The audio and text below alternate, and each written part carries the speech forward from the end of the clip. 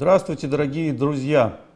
На дворе 14 октября 2020 года, и мы начинаем второй эфир, посвященный матчу Гарри Каспаров-Владимир Крамник, который состоялся в Лондоне в 2000 году.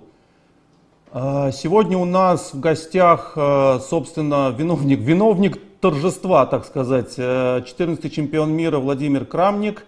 И... Добрый день всем. Добрый день, Володя. И на данный момент два его секунданта в матче на первенство мира. Это хорошо знакомый нашим зрителям Евгений Бореев. В новой роли сегодня выступает. И Жоэль Латье. Жоэль, привет. Привет всем. Мы очень рады, что ты к нам пришел на канал. Ты нас смотришь, Жоэль, иногда? Или ты за шахматами вообще не следишь? Я за шахматами не сильно слежу, но вас я обязательно смотрю, конечно. Все, это нормально. Это да, нормально. ну надо Жоэля, наверное, представить, да, зрителям. Да, Жоэль Латье, многократный чемпион Франции, один из сильнейших шахматистов Европы, мира, наверное, входил в... Жоэль, какой у тебя... Куда ты входил? В 20, в 30 лучших шахматистов мира? Я точно не знаю твою биографию. Если память не изменяет, самое лучшее место было 12-е в мире. Да. В общем, это элитный шахматист, который много лет выступал в топ-турнирах. Я вот знаю партии Жоэля из турнира в Монако, знаю, что он всех в детских чемпионатах разрывал, в частности, чемпион мира был до 20 лет, да? Да, чемпион мира до 20 лет. В общем... Да. И очень важно сказать, что один из немногих, а может быть даже двух всего профессиональных шахматистов, который имеет положительный счет встреч в классические шахматы с Гарри Каспаровым. Да. А сколько раз вы играли, Жоэль? Мы играли в 10 партиях, ну, по классике. Из 10 партий у тебя +1 с ним, да? Да, 2 победы, 1 поражение и 7 ничьих, соответственно. Вот так вот. Ну, как я всегда говорю, мы другие контроли времени не рассматриваем. Не рассматриваем. Мы их не берем. А у тебя какой счет, Володь? У меня такой же, тоже +1 в классику.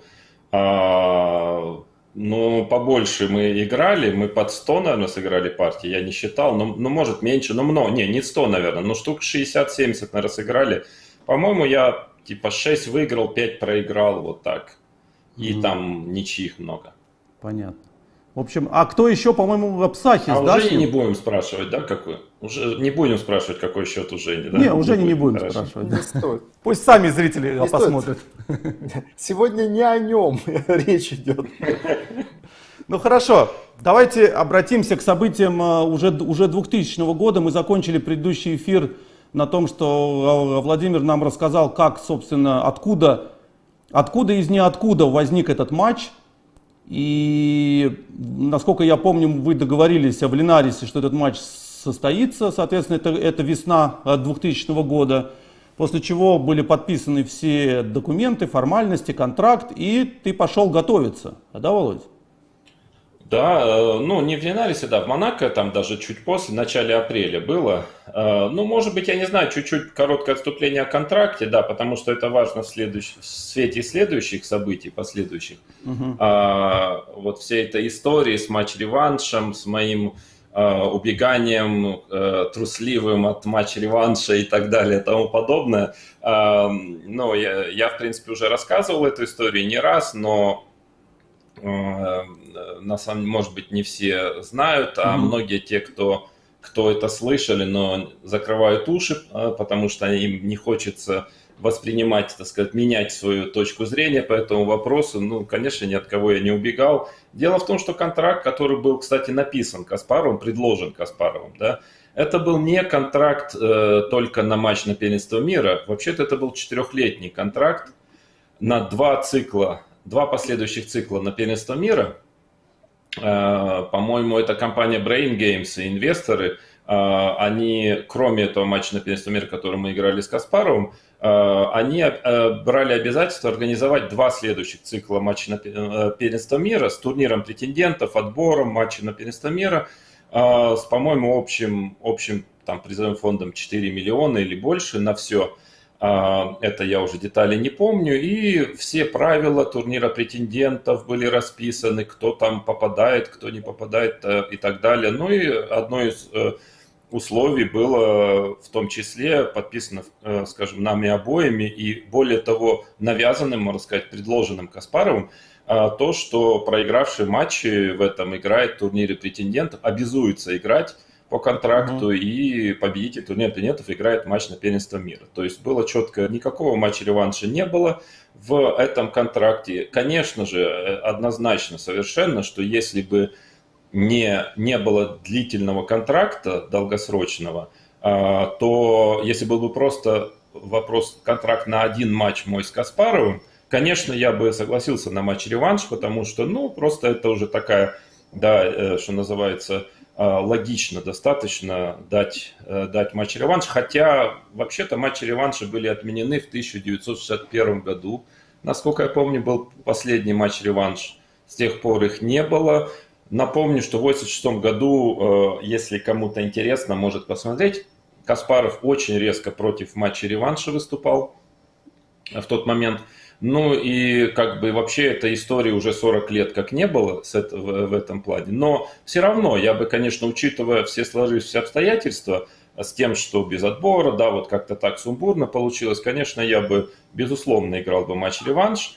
Ну или хотя бы, скажу так, хотя бы если бы какая-то была устная договоренность. Даже не обязательно контрактная. Для меня устная договоренность все-таки имеет, в общем-то, такое же значение, как и контракт.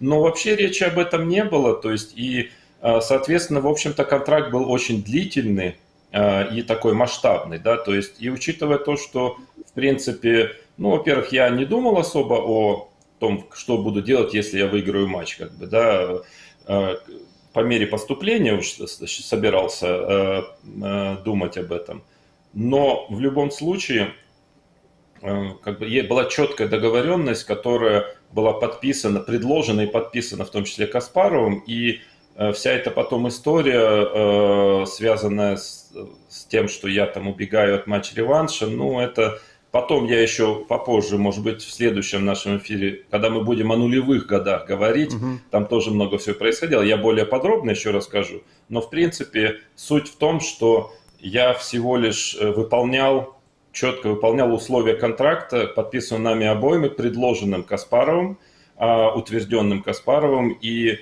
за это я, в общем-то, был жестоко обвинен в непорядочности, так скажем. Но вообще-то это дело, конечно, скажем, ну, жизненных принципов. В моем, так сказать, жизненном понимании, если ты что-то подписал, предложил сам и подписал, то как бы это все, это ты должен выполнять это. И даже если уже тебе это не очень выгодно, но это как бы точка поставлена, это просто, ну это как бы, что называется, так вот, по фене отвечать за свои слова. Да? Отвечать за базар, вот, я бы даже сказал. Да, в моем понимании это просто абсолютно вот непреложная истина, и поэтому хотя бы вот по этой причине мне кажется, что, ну, очевидно, что у Гарри, конечно, другое, так сказать, жизненные установки в этом именно плане, но, в общем, я на его месте, я бы просто сыграл бы в турнире претендентов, выиграл бы его спокойно и играл бы спокойно матч. И как бы и вопросов бы никаких не было. Но это лирическое отступление, это на следующую, наверное, передачу. А пока нужно еще этот матч выиграть. Да, надо еще как-то его выиграть, и для этого надо собрать команду. Так.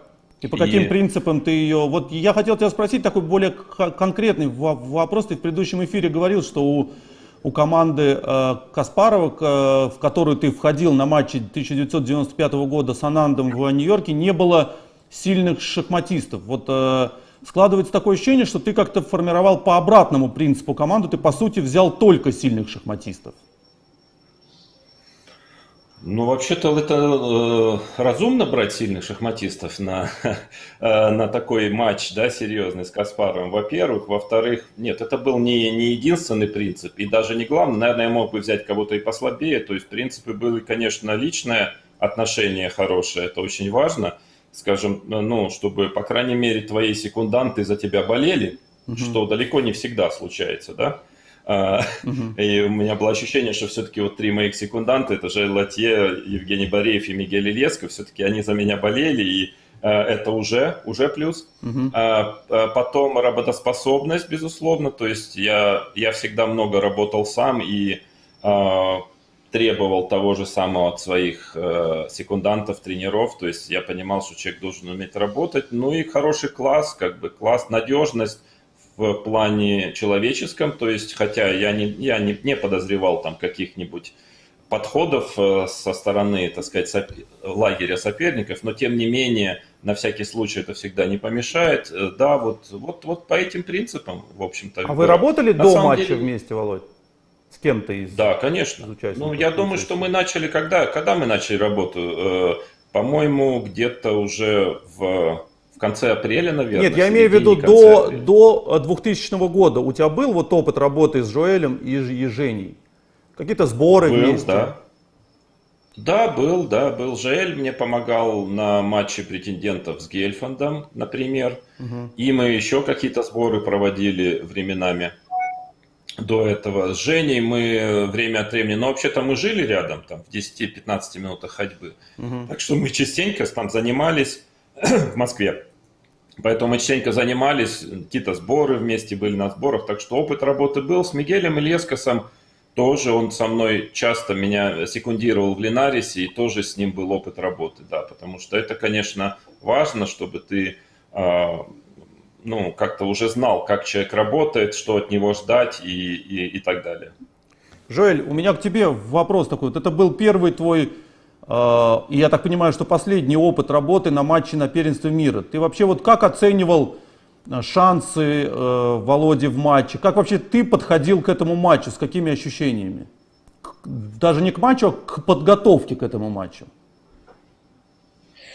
Ну, на самом деле, я понимал, что матч будет крайне, скажем, сложный для Каспарова, потому что я понимал, что на данный момент это точно был для него самый, я имею в виду Володя, был самый неудобный соперник. Не только потому, что это, в принципе, отражалось в счете между ними, но еще и по стилю, по психологии, потому что он был одним из немногих шахматистов вот этой элиты, который, в принципе, играл с Каспаровым так же, как он играл со всеми другими, да, то есть он как бы и не боялся с ним играть, и как бы не робел перед ним и так далее. Поэтому я считал, что шансы есть и хорошие. Я не давал даже для себя никаких прогнозов. Я считал, что матч примерно равный. И что, конечно, быть в гуще событий будет фантастически интересно. Поэтому, конечно, когда Володя мне предложил присоединиться к команде, я хорошо помню, это была дискуссия там вечером во время турнира, уже ближе к окончанию турнира в Монако. Вот он мне как-то рассказал, что такое предложение поступило, и ему было бы интересно, чтобы я там включился в команду. Я, естественно, недолго не думал и согласился сразу. Жень, а вот ты на тот момент, в общем-то, уже входил в мировую элиту, у тебя своя карьера, свои дела. Ты тоже не раздумывал? Или бессонными ночами думал, зачем мне все это нужно? Не, конечно, не раздумывал, потому что для меня всегда было трудно найти стимул заниматься шахматами.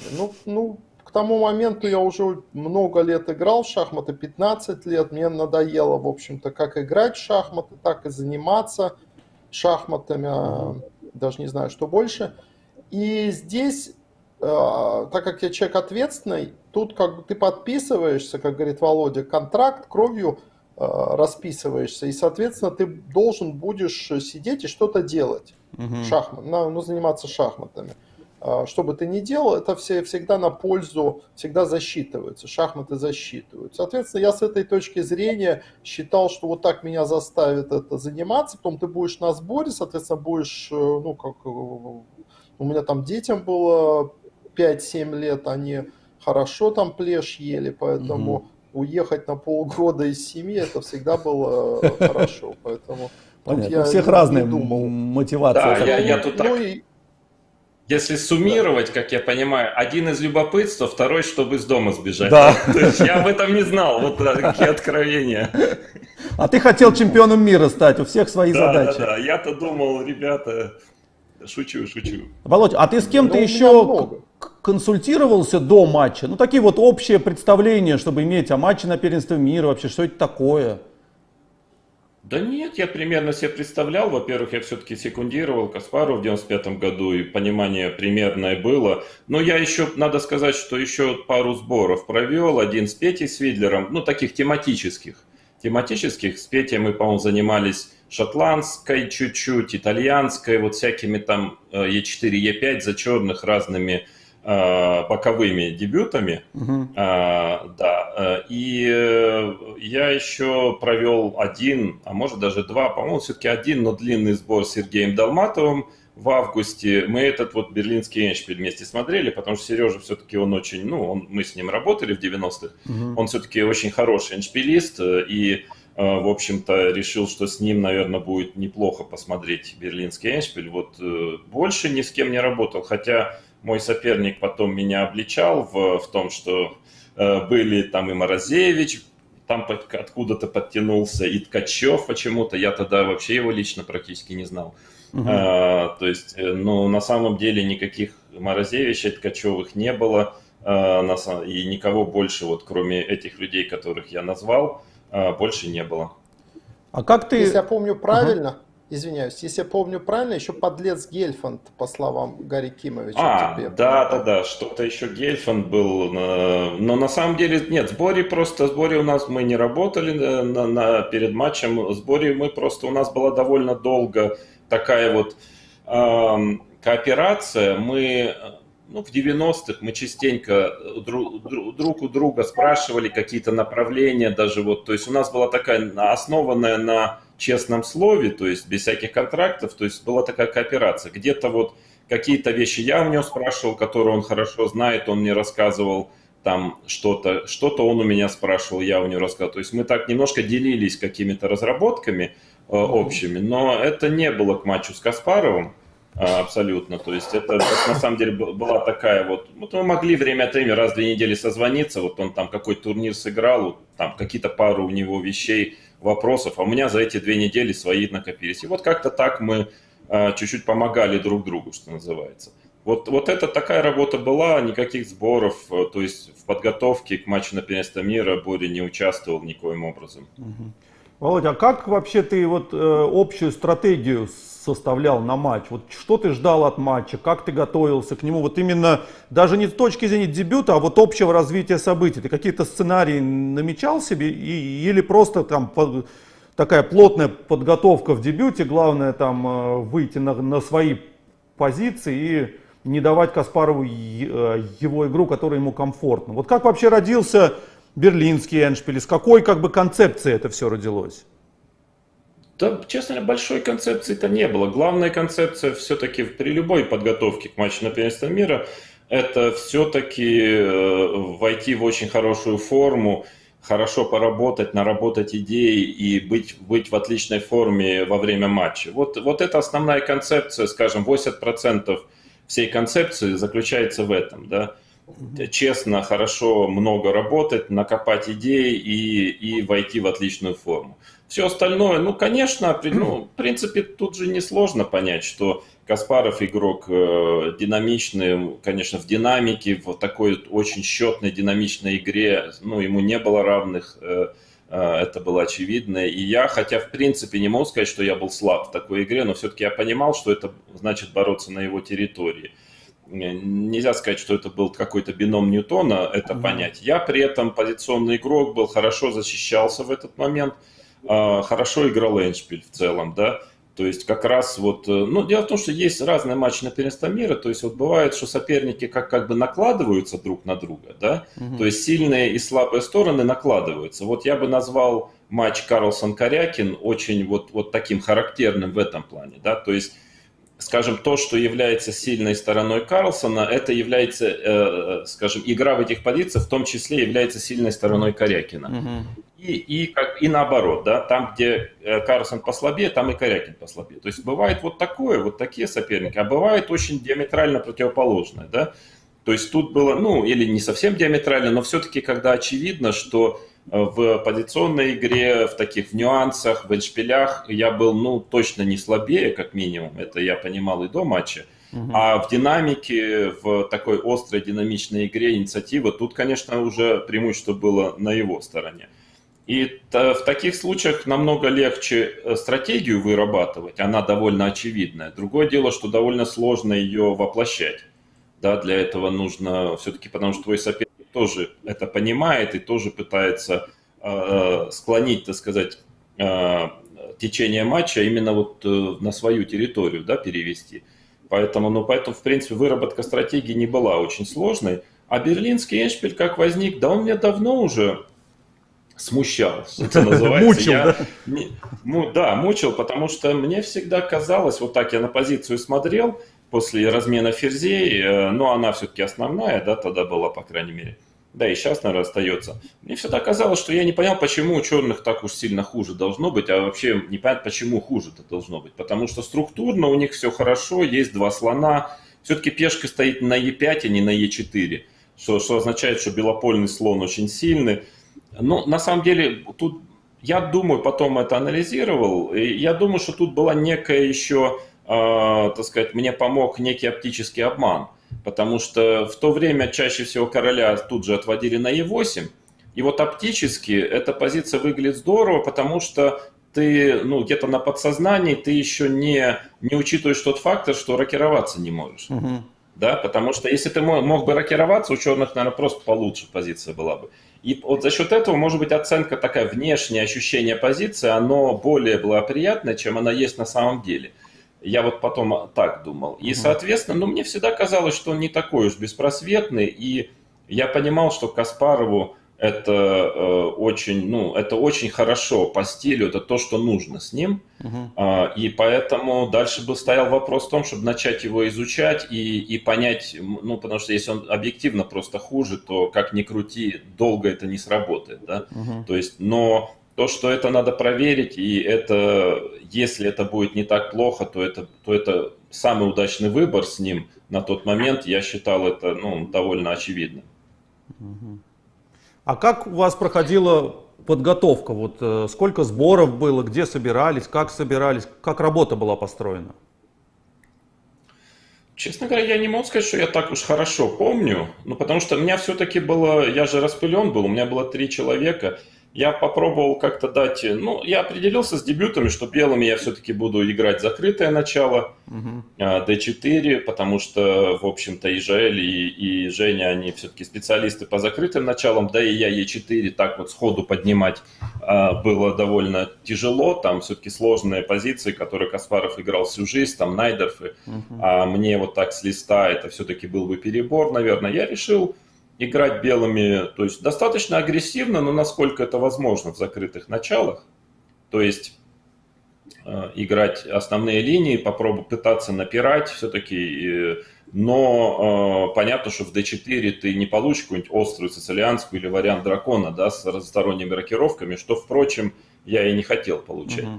Соответственно, тут было все ясно. Дальше был вопрос работы, определиться, на какой дебют, какие системы рассматривать, и начинать потихонечку их перелопачивать, потому что понятно, что у тебя, может быть, на каждый дебют есть изначально выбор из там 3-5, может быть, систем, которые тебе кажутся интересными, но чаще всего они начинают отсыпаться, да, потому что белыми сложно получить перевес. Тебе кажется, что вот эту систему можно посмотреть, она интересная, но ты ее неделю позанимался и понял, что там нечего ловить. Да? То есть тут очень большой объем времени нужен, чтобы в итоге вот вытащить вот эти кусочки маленькие золота, да,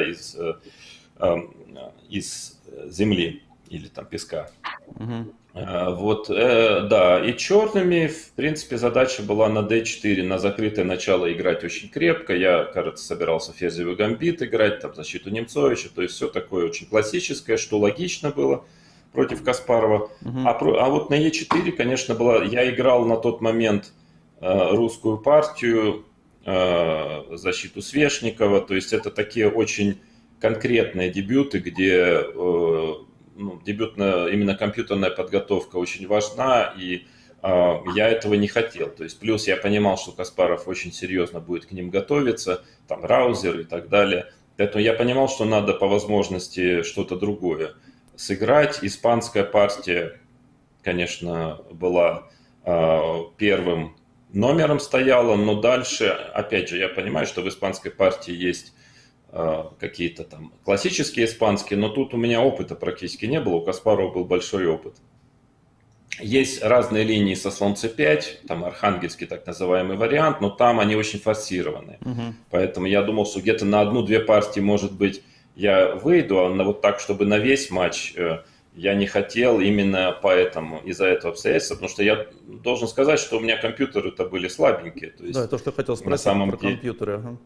да, у меня был обычный лаптоп, да, то есть ничего там особенного не было. Поэтому, в принципе, скажем так, я считал, что Е4 наверняка будет Каспаров играть, я в этом был почти уверен, потому что, мне кажется, я изучил хорошо психологию, философию шахматную Каспарова, и с такими плотными игроками он все-таки чаще пытался играть Е4, все основные линии, и все-таки как бы дебютную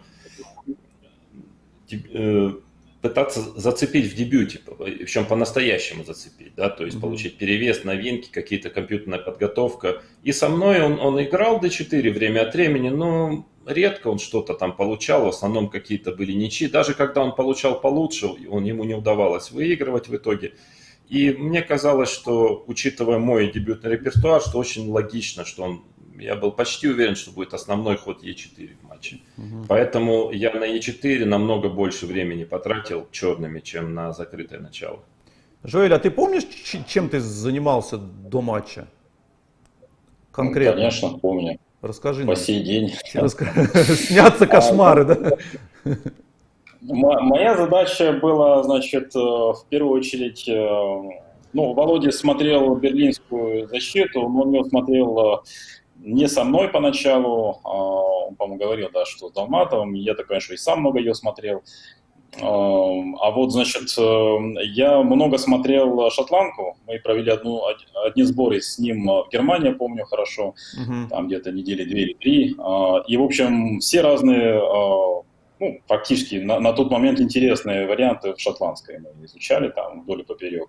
Оттуда, кстати, целый мешок новинок появился. Это черными шотландку, да? Да, черными, да. Потому что Каспаров в то время играл время от времени шотландку, и мы понимали, что если, допустим, ему захочется передышка от берлинской, да, это вполне возможно как бы вариант, да, он может появиться. И на самом деле я думаю, что Каспаров наверняка об этом думал, когда он впервые столкнулся с берлинской, и у него особо ничего не получалось. Я думаю, что он думал об этом, но он правильно почувствовал, что действительно мы немало работали над этим. И более того, я скажу, что так много интересных новинок было, причем и в слон c5, и в конь f6, да, вот после еды конь d4, вот в этих двух вариантах, и там мы смотрели, что после матча я начал играть e5. Просто я ждал, что кто-нибудь со мной сыграет шотландскую. Я даже ради этого был готов рисковать. И если кто-то пойдет с b5, пришлось бы играть в берлинскую, ненавистную, потому что другого гига у меня не было на испанскую партию. И у меня, по-моему, один раз это получилось. Кто-то сыграл со мной шотландку, я выиграл партию, так что я был очень рад, что все эти страдания были не зря. В общем, возвращаясь к моим заданиям домашним, то это было точно. А потом, значит, другая часть работы была за белый цвет, значит, закрытые дебюты, соответственно, да. Я отвечал в первую очередь за Немцович Е3, классический вариант Рубинштейна. Это должно было быть небольшим сюрпризом для Каспарова, потому что Володя немного его играл в матче. Он больше, если шел уж на Немцович, то больше ферзь c2. Поэтому Е3 мы довольно много смотрели. И с Женей, кстати, Бореем, который ко мне в Париж приехал, и практически все сборы, неделю, 10 дней этому посвящали. Поэтому это было два больших блока работы для меня. Грюнфельд не моя заслуга, значит, Володя уже работал над этим с Я Мигелем, по-моему. Да, извини, Жаль, да, Грюнфельд был Мигель, да, с Жалем мы еще Староиндийскую смотрели, по-моему, да, мы на сборах были где-то в Подмосковье, по-моему, с тобой, Жаль, да, мы как-то Староиндийскую изучали. Да, то есть была Староиндийская, был Грюнфельд, за Грюнфельд отвечал Мигель, а Женя за славянские, по-моему, какие-то волжские мы что-то тоже смотрели, славянские, и да, и что там еще остается у нас, ну и я сам по всей территории, да, работал, вот как-то примерно так было разделено. Володя, а ты вообще перед матчем, ну, больше, чем обычно работал? Ну, понятно, что больше, в каком в процентном соотношении? Ты вот сколько как бы посвящал времени, больше, чем если просто идет обычная подготовка к турнирам? Ну, вообще-то я и так довольно много работал, но, конечно, больше и, главное, целенаправленно. То есть был какой-то четкий план действий, что я хочу сделать, когда, с кем я, когда провожу сборы или сам чем занимаюсь. То есть так было более все расписано четко, поэтому был некий план работы, который я должен сделать, я считал. И я его вот потихонечку выполнял. То есть, ну, да, побольше, но главное был... Наверное, разница в том, что я все-таки как-то больше следил там за физической подготовкой, намного больше. Ну и в принципе много сидел на сборах. Вот что я помню, с Желем было пару сборов. Вот Германия, Подмосковье, с Женей мы, ну точно один длинный провели, я думаю, что больше. Ну плюс мы жили недалеко, часто встречались там. С Мигелем я, по-моему, сборы не проводил, но постоянно был на связи. С Петей сбор, с Витлером, с Долматовым сбор. То есть, ну, в общем, много за такой достаточно, не такой уж большой промежуток времени. То есть, наверное, я больше сидел на сборах, а тогда я жил в Москве, у меня не было особых таких возможностей заниматься спортом где-то там, где я жил. И поэтому на сборах я также свою физподготовку подтягивал в том числе. Слушай, ну ты так вот по видео видно, что ты очень сильно, очень худой был на матче. То есть похудел сильно, да, вообще? Ты этим целенаправленно занимался, да, чтобы как бы длинные матчи выдержать? Или просто так получилось? Да, ну как сказать, дело в том, что я, не то чтобы я как-то, мне очень хотелось показать все, на что я способен, да, то есть если я при этом этого не хватит, и Каспаров выиграет, а может даже разгромит, ну, значит так, значит, в общем, он сильнее, значит, я не тяну на этот уровень. То есть я не знал до матча, что будет, но что я точно хотел, это я хотел того, что потом не было сожалений, что ну что ж, я вот единственный раз в жизни у меня такой был случай, сыграть с великим шахматистом, матч на первенство мира, и я вот не доработал, да, вот все, что мне хотелось, это, поэтому то, что я делал, в том числе и спортивная составляющая, да, в том числе и вот то, что занимался спортом, там не было какого-то четкого плана, я должен там похудеть на столько-то, не знаю, из 10 секунд выбежать, там, не знаю, и так далее, да. На самом деле, просто было заниматься, вот, так сказать, напрягаться, то есть так вот по-настоящему, если я играю в теннис, то играть вот до там, 7-го пота и так далее. Если плаваю, то километр, то есть, ну вот, так сказать, ну, войти в этот режим, скажем, не беречь себя, не жалеть себя, а напрягаться, то есть работать на полную, и в шахматы в том числе. Вот как бы, и так получилось, что это привело к моему похуданию такому значительному, но это не было целью. Понятно. Но еще я должен сказать, да, ко всему прочему, конечно, мы забыли упомянуть, что у меня был тренер, так сказать, по физподготовке, ну, можно так назвать, можно назвать массажист, Валерий Николаевич Крылов, то есть тоже это все-таки был член нашей команды, и по совместительству он делал много фотографий, тогда это нас всех раздражало немножко, а сейчас приятно кучу иметь фотографий вот со сборов, с матча на первенство мира. Ну и у меня всегда были проблемы всю карьеру со сном, засыпанием и так далее, вот, ну и со спиной в том числе. То есть его как бы была задача это держать мою спину от каких-то кризисов и все-таки помогать мне как-то засыпать, чтобы я более-менее нормально спал во время матча. А я так понимаю, что Крылов еще, это тот самый Крылов, который еще с Карповым работал, да? То есть у него все-таки был богатый опыт работы с шахматистом на матче на первенстве мира, на ответственных соревнованиях. Да, он в том числе был в Багио, например, и он работал на Олимпиадах, массажистом был, ну, и на Олимпийских играх обычных. Он рассказывал, что он был массажистом, например, на этом известном, когда это был, какой год, да? Это Когда там 1972 год Мюнхен, знаменитый за да, 3 да, это секунды. когда вот за дополнительные секунды забросили, да, Да. да. Ну, в общем, так, Байк много за свою жизнь накопил, так что, в принципе, ну, человек опытный был, да. И в том числе весь прошел Багио, в общем-то, все понимал, что происходит, и это тоже, конечно, плюс был. То есть именно потому что, ну, баскетбол или там что-то еще, и шахматы, немножко разная специфика. Мгм. Не только массажа, наверное, но и вообще обстановки вокруг, но все-таки он уже прошел такой серьезный матч и уже понимал, что к чему. Жень, а ты как оценивал шансы? Или ты уже не помнишь? 40/60. 40/60. Ну, то есть так, собственно, за счет опыта, да, ты давал 60 Каспарову, за счет... Не, ну я нет? уже говорил о том, что мне цыганка наколдовала. А, ты все по цыганке, да? Да, я по цыганке, потому что у меня не было вообще никакого понимания, что происходит. Поэтому я Мгм. пошел к цыганке, она мне сказала 40/60, но я хмыкнул и пошел, ну, типа, Интересно, смотреть. как Ну, цыганка интересно. взвешивала проценты? Обычно они говорят, либо выиграет, либо проиграет. А тут такой интересный, Ну, не может цыганский быть, ответ может такой. быть, я извиняюсь, может быть, я в проценты сам перевел. Она сказала, что шансы у Каспарова выше, но что тут тоже есть. Но это Поэтому... мог Так сказать, она, наверное, наверное, любой газету человек. прочитала Да. какой-нибудь, Спортэкспресс наверное. прочитала, да. Накануне Спортэкспресс, да, какой-нибудь Васильева Ну, статью, да, и... ну, не совсем, потому что я только что своими глазами видел, как ты в защите Немцовича там а, устроился там в Линарисе где-то с двумя конями против двух слонов. Там, Ну, это, там да, беднее. 97-й, кажется, год, Да, и 97-й. поэтому я видел 3 твоих чудесных матча, которые ты сыграл. Поэтому ты, Да. можно, конечно, как угодно сейчас говорить о том, как-то Жаэль видел ситуацию иначе, а я, исходя из той информации, которая у меня была, в общем, Мгм. достаточно последнее время беспомощной твоей игры с Каспаровым, достаточно уверенной игры с Каспаровым и твоей, в общем, как бы сказать, ну, я же видел, как ты живешь по соседству, извиняюсь, переводчик там Но прямо об этом не будем, да. рассказывать.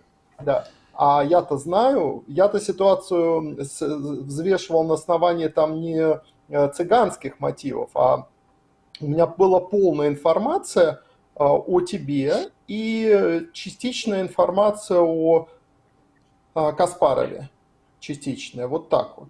И из этой у меня было там, я не видел шансов. Но потом цыганка как бы ну, зародила у До меня 40 сомнения. И я дотянула до 40. дотянул, и я поехал мне было интересно, что... Я помню, мысль была такая, ну, значит, если цыганка, значит, наврала, я никогда цыганкам в жизни верить больше не буду. Вот и все. У меня все было просто. Но Так она цыганки так наврала, сказала, что ты не... Жень, она так Не, сказала, она что ты не нормально поймешь, сказала. наврала или нет. Да. Не, она То нормально есть, ну, сказала, уверяю, Она клиента не нормально. хотела Ну, терять. это же цыганка. Всегда так.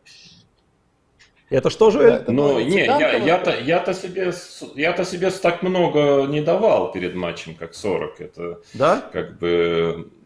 Не, ну, В том-то честно и дело. говоря, я вообще не думал об этом. Не знаю, что там, это же какая-то ерунда. То есть думать, вот как игроку, да, вот начинать играть, и ты думаешь, а у меня 30% или 35%, а может даже 42%, да? Мгм. Но это же глупость. То есть на самом деле вопрос был в том, есть у меня шансы выиграть или нет у меня шансов выиграть, да? Скажем так, если они ниже 10%, понятно, что, наверное, тяжело напрягаться, да, и работать. Но я считал, что они уж точно выше 10%.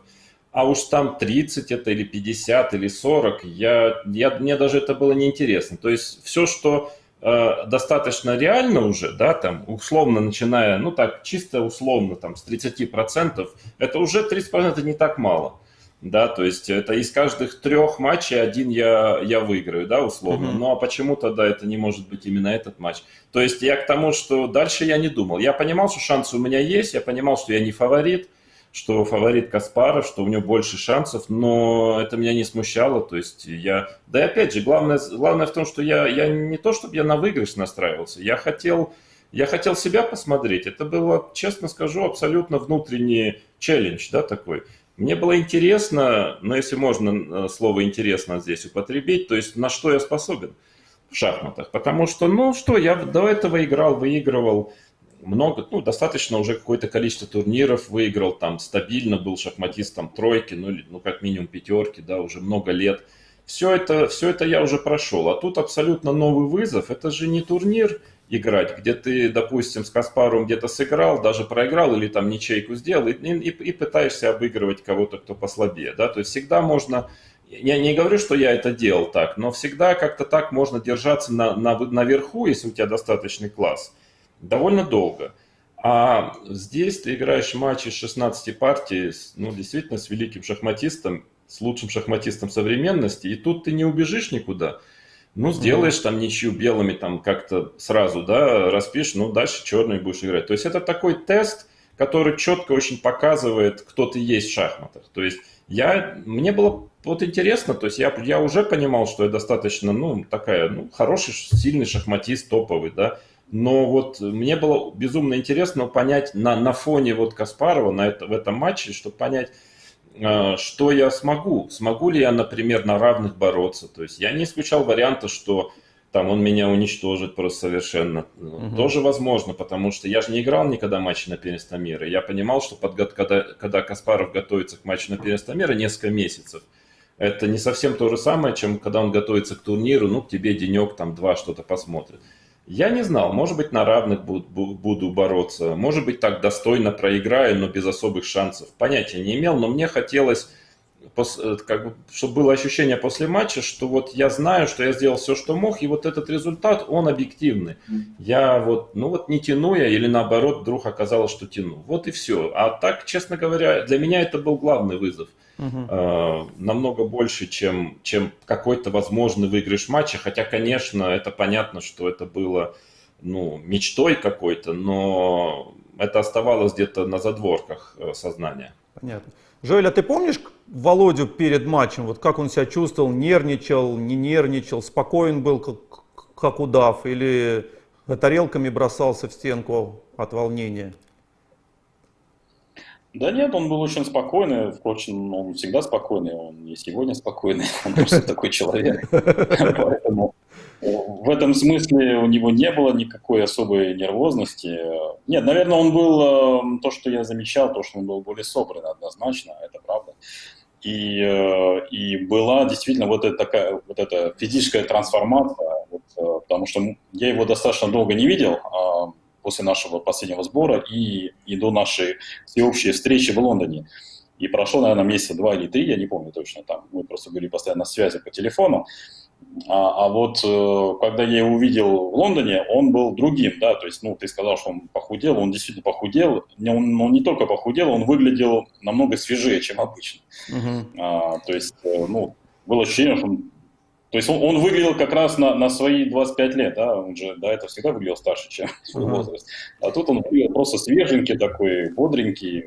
Вот. И это было приятно видеть, да, то есть был большой запас энергии, это чувствовалось.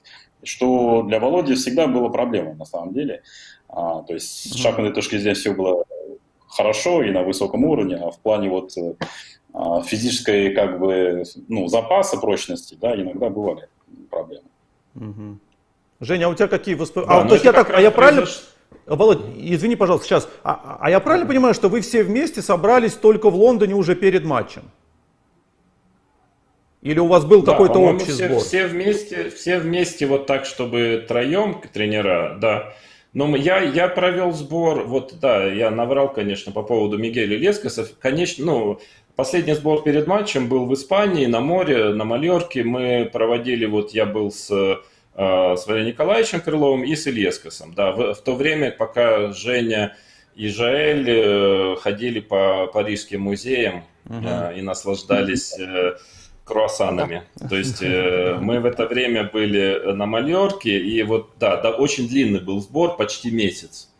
я там сидел, и там вот я очень сильно поднял физическую форму, потому что, помню, было жарко, это же был все-таки сентябрь, там еще довольно жарко, и каждый день я мучил Мигеля на теннисном корте, так вот еще часиков в 11 утра, то есть так, чтобы было хорошо за 30, кепку надевал, и часа полтора мы вот так плотно бегали, потом я еще плавал в море, то есть вот там я достаточно серьезно и похудел, и форму набрал, и я пытался на этом сборе вот действительно именно физически, так сказать, до упаду работать, то есть я и вот где-то приходил, потом был какой-то сон перед обедом, потому что я просто падал практически, и потом мы после обеда занимались шахматами уже. Понятно. Ну что, я предлагаю перейти к основной части нашего марлезонского балета, посмотреть партии. У нас тут и зрители наши просили, чтобы мы перешли к партиям. Давайте покажем небольшое видео. Это, правда, видео не с начала матча. Видео с начала матча, я так понимаю, не сохранилось. По крайней мере, я нашел единственный источник вообще видео. Какая-то французская компания транслировала этот матч в прямом эфире с комментариями, но там все видео начинается с середины первой партии, а само вот начало матча я не нашел. Я где-то в интернете нашел фотографию, когда я делаю ход конь f6 в первой партии.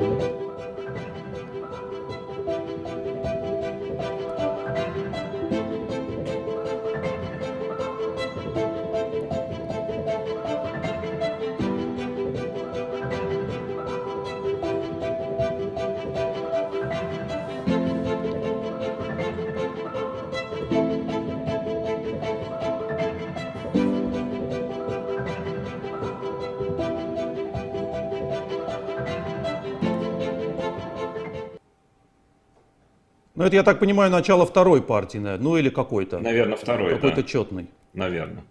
Угу. Слушай, а ты помнишь, Володь, реакцию на Берлин Каспарова?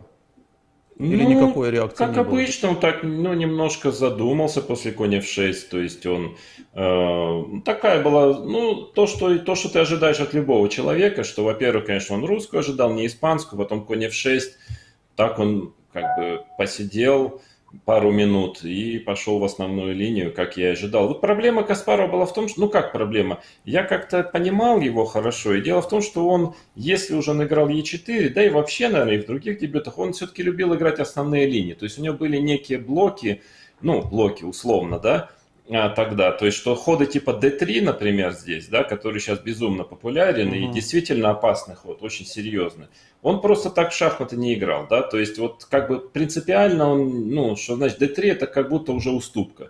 И хотя я помню, что мы занимались ходом D3 тоже на сборах, по-моему, с Мигелем тоже, я помню, что проблемы были в D3. Мы что-то очень все непросто было. В общем, я помню, что меня немножко опасался хода D3, но я в то же время понимал, что, скорее всего, Каспаров так не пойдет. Скорее, он же шотландскую будет играть, то есть он любит играть основные линии. А основная линия, при том, что проблемы тоже были, но характер игры мне там нравился. То есть вот этот известный берлинский эндшпиль. Могу сказать, что тогда, в принципе, играло только два таких приличных, более-менее гроссмейстера. Это эндшпиль, это Алмаши, Золтан Алмаши и Леша Александров. И, в принципе, неплохо у них получалось. Я вот поэтому и начал так смотреть, потому что я посмотрел, по результатам у них все было неплохо. Да. И вот, на самом деле, я начал его смотреть с королем на e8, как всегда играли до этого, но неожиданно обнаружил партию где-то уже за пару месяцев до матча. Алмаши, он применил тогда новый план, он начал уводить короля на c8. Это был абсолютно новый план тогда. И я его начал анализировать, и мне он показался очень интересным. То есть, собственно, так, как и произошло буквально в вот до партии, этого да? король c8, буквально одна партия всего, вот Алмаши с кем-то ничью сделал так. И мы много, вот с Жаэлем, помню, много его смотрели, именно отход, мы, конечно, и короля на e8 смотрели отход, но на c8 это было очень такое что-то свежее, очень нестандартное по тем временам. Короля ставили на e8 просто автоматически сразу тогда. То есть этот план абсолютно был нестандартный, новый, но Каспаров к нему был готов. То есть он довольно быстро отреагировал, очевидно, что он эту партию тоже видел и немножко что-то смотрел. То есть он тоже по всему фронту готовился, да? Он серьезно обычно работает, да. всегда работал. У меня не было сомнений в том, что он не начнет думать после конь f6 и что сыграть. Мне было понятно, что и тут он что-то как бы подготовил и что-то имел в виду. Понятно. И как все это дальше то есть, развивалось? Ну, идея в том, что на самом деле это до сих пор очень популярно. И, кстати, до сих пор неплохо стоит за черных. Пока белые не могут так вот, ну, они попыток много предпринимают, но на данный момент черные держатся в этом варианте по-прежнему, через 20 лет. Но он очень опасный, конечно. То есть проблема позиции черных в том, что им надо соединить ладьи. То есть если ладья была бы вместо А8 на Е8, то у них просто получше была позиция. 2 слона, все шикарно. Но главная проблема всего варианта – это соединение этих ладей. И, в общем-то, не одна бессонная ночь была проведена моими секундантами, чтобы как-то их куда-то пристроить, эти ладьи, в конце концов. То есть у черных идея как-то концептуально, план черных это поставить, убрать куда-то слона, поставить c5 где-то, короля на b7, слона на e7 и наконец развить эти ладьи. Но за это время белые обычно пытаются провести e6 и, учитывая вот эту дисгармонию и недостаток развития черных, пытаются, в общем-то, быстро прорваться в центре, или коня на f4. Другой план – это надвинуть пешки, g4, f4, убирать коня f5. То есть у белых масса опасных планов, поэтому игра очень-очень тонкая здесь. То есть черный один ход в сторону, и просто это лавина пешечная, или там проводит e6 и просто разваливается позиция. Поэтому, конечно, она опасна. А особенно тогда, когда еще не было теории. Часто уже все знают типовые идеи, то, что она, в принципе, запас прочности есть. Тогда в этом не было уверенности, и, в общем-то, очень рискованная была позиция по тем временам. Да, ну и вот конь Е7, какой-то тонкий ход, да. Вот очень важно коня на F4, да, не пустить, конь G6. То есть очень такая профилактическая тонкая игра идет. Черные, конечно, хотят ладьи соединить, но им надо очень много профилактики сделать, чтобы защититься от всех возможных опасных планов, и уже потом начинают они, наконец, развиваться. То есть такая игра не очень нестандартная, сейчас-то уже все привыкли, а по тем временам крайне нестандартная игра, выглядит ужасно, что Женя мне неоднократно, так сказать, напоминал, да? о чем. Да, но, как ни странно, не так просто белыми извлечь выгоду из огромного преимущества в развитии. Женя, а ты не что, рекомендовал? Да, извини, Жень. Мы находимся, может, на 12-13 ходу. Половина ходов была сделана одним конем ученым. Да? Это, конечно, очень Игра очень странная. Прыгает конь, король идет на c8, b6, вроде готов на b7, они выходят, пока ладьи не соединены. То есть игра очень странная. Поэтому, конечно, наверное, по этой причине этот вариант и считался очень сомнительным, потому что выглядит это все странно. Сейчас это уже все привычно, уже все это делают, все знают, уже как бы совсем другая ситуация, конечно. Тогда это играть, это как по минному полю было ходить, потому что абсолютно, я уж не говорю про то, что компьютеры там, скажем, давали там под единицу белым в этой позиции, а во-вторых, ты же понимаешь, ну, отлично понимаешь, что если тебе прорвут Е6, ты где-то на темп не успеешь, белые успеют как-то прорвать, то партию ты проиграл, по сути. То есть, конечно, риск серьезный, но и работа была проделана серьезная, чтобы все-таки понять, что не так просто это белым сделать. Конь Е1. Но здесь Каспаров начал задумываться. То есть до этого, мне кажется, там ладья D1, конь Е2, он немножко думал, но в целом это он выставил достаточно уверенно. Здесь он начал думать, да, потому что, видимо, подготовка заключалась в том, что вот он план наметил, где-то при случае коня на F4, если не получится пешки надвигать, да, что логично, да, и тут он начал вот думать, как именно конкретно это сделать.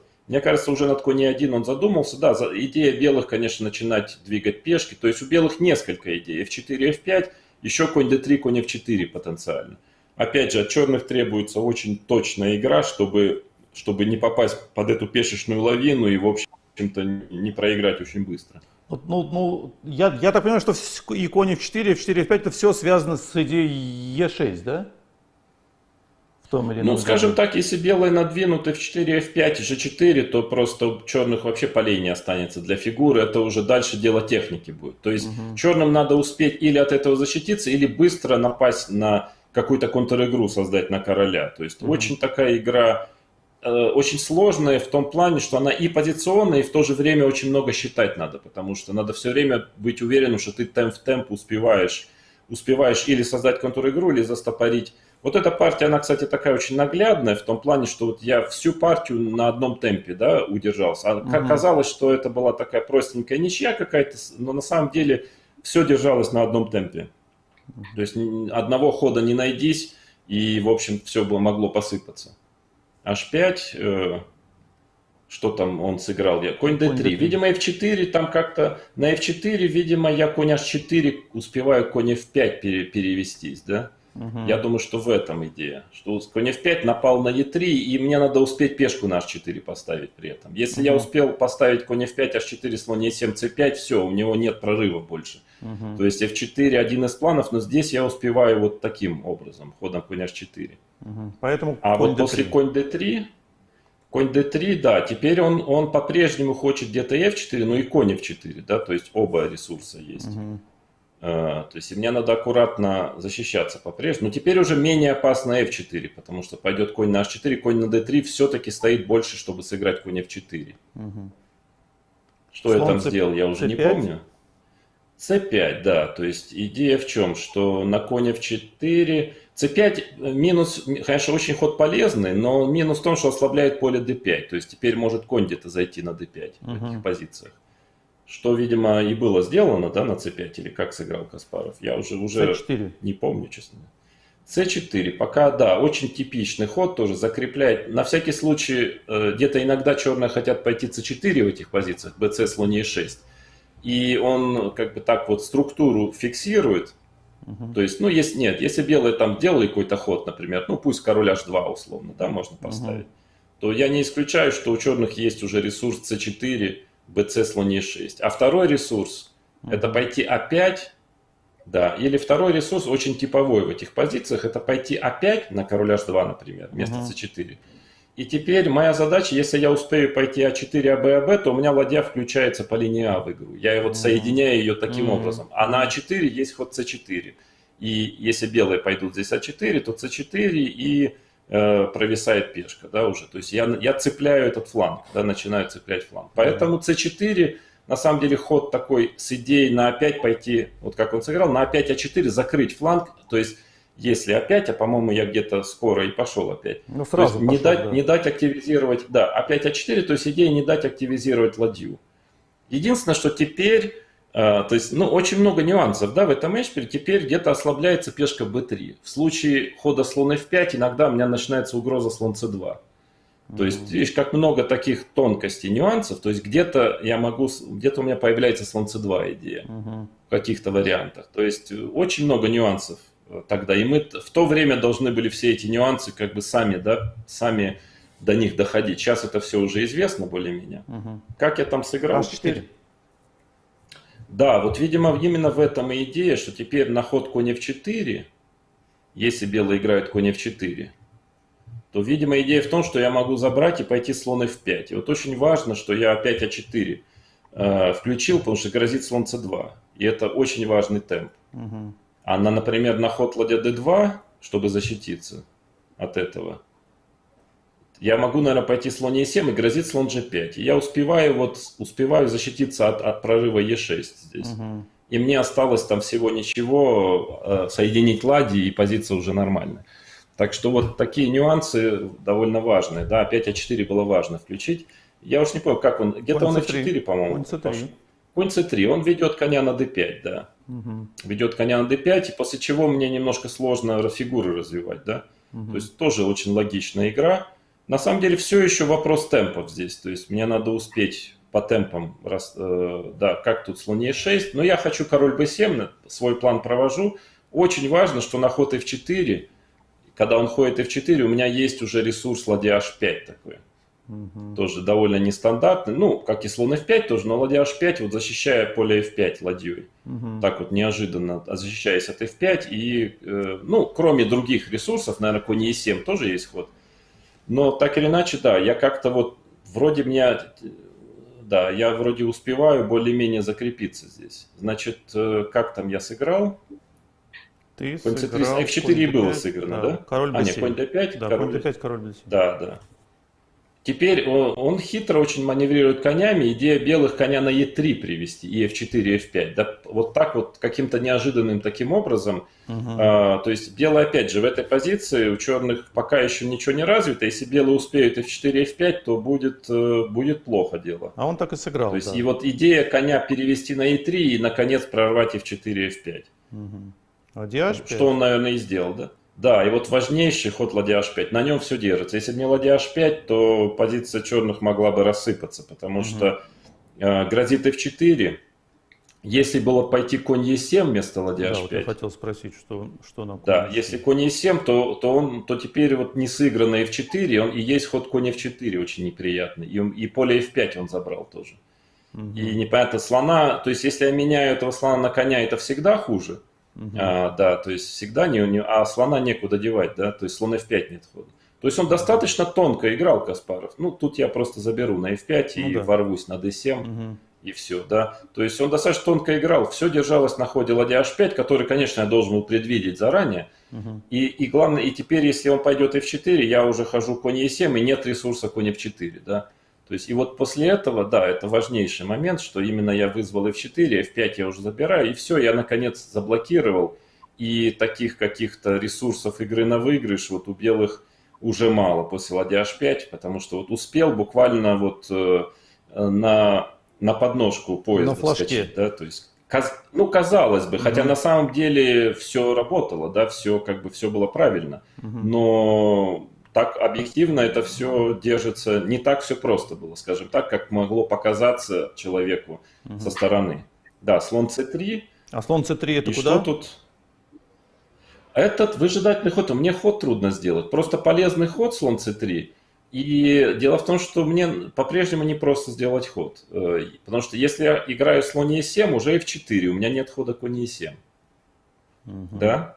То есть уже нет хода конь e7. Если я хожу конь e7, попадаю под конь f4. Ладья с h5 тоже особо не ходит, потому что f4. То есть на самом деле у меня такая полупатовая позиция, но, к счастью, я могу, по-моему, ладья e8, да. Полезный ход сделать.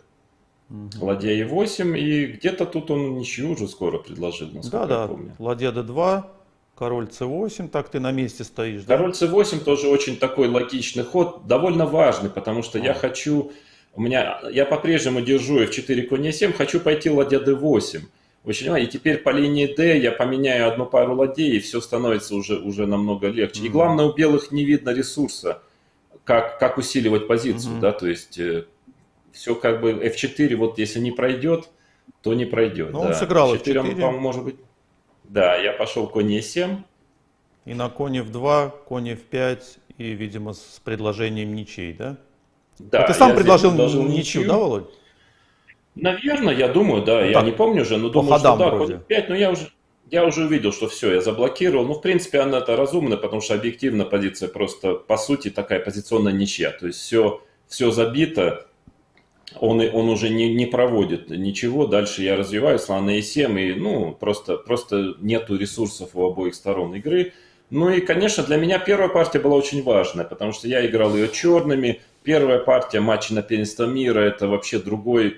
Ну, матч на первенство мира вообще что-то другое. Это все-таки напряжение другое, там зрителей куча. Ты впервые практически ты на сцене вдвоем играешь с человеком. Да, это не турнир, когда там куча народу, а тут ты играешь вдвоем. И, конечно, очень не хотелось проиграть первую партию, да, то есть как-то так начать. Я помню, что очень был рад тому, что первая партия так сложилась удачно, что очень так аккуратно удалось удержать позицию и сделать ничью. То есть как бы я вошел в матч таким образом. То есть я почувствовал себя вот полноправным таким игроком этого матча. Да? То есть в этом плане важно было. Жоэль, а ты помнишь вообще вот первую партию, как вы ее смотрели? Вообще какая обстановка в штабе была? Да, я помню хорошо, потому что был очень, конечно, такой волнительный момент, поскольку это было, скажем, день, когда надо было уже раскрыть, да, свои оружия, собственно, то, над чем мы работали все это время. И, конечно, нам очень не хотелось бы, чтобы все это рассыпалось в первый же день. Поэтому, когда стало понятно, что будет берлинская защита, и было понятно, что Каспаров пойдет на главную линию, ну, в общем, принципе, было очень любопытно, что же он выберет из многочисленных вариантов. И, в принципе, было ощущение, что, ну, как бы, Каспаров не так уж хорошо готов, да, то есть, во-первых, это понятно, он не ожидал этот дебют, и что он играет немножко по шаблону, что он не очень уверенно себя чувствует. То есть я пока для себя понял, что эта защита имеет право на жизнь, и что она может применяться еще раз как минимум, потому что это всегда был вопрос, выдержит ли этот вариант там, тест, да, первой партии, и не придется ли прибегать к запасным вариантам довольно быстро. Все-таки 8 партий черным надо было играть, надо было держаться, то есть, теоретически это могло бы быть 8 раз берлинская защита, да, насколько это жизнеспособно. Первая партия меня полностью успокоила в этом смысле. Поэтому, да, это было очень, очень удачное начало матча. Женя, мы с тобой книгу написали о матчах Володи на первенстве мира, и мы там все время твои приводим воспоминания о том, что ты очень боялся вообще, глядя на все это, и казалось, что позиция страшная, и тебе ты помнишь эти ощущения, и глядя сейчас на позицию, тебе она кажется такой страшной, или это мы с тобой все для красного словца писали? Я думаю, что тогда, когда я писал книжку, воспоминания были у меня свежи, и я, в принципе, для этого ее и написал, потому что знал, что я забуду очень быстро все. Все плохое стараешься забыть, в смысле негативные какие-то моменты вытеснить из памяти, чтобы чтобы новые пришли. Так вот, дело в том, что я же Соломончиком был. И я, в отличие это от ты поясни, всех... поясни, пожалуйста, нашим Сейчас поясню. Да, Я и пытаюсь. В отличие от всех, первый раз увидел позицию, которую... Я же работал над D4. Я же не работал над E4. Я не знал, что будем играть. Мне никто не говорил, а я не спрашивал. Вот примерно так. И Соломончик, потому что обычно анализировал не тот записанный ход, который Ботвинник записывал. Это отсюда. Да, есть такая Поэтому знаменитая когда история. Да. Увидел эту позицию, я ее увидел первый раз.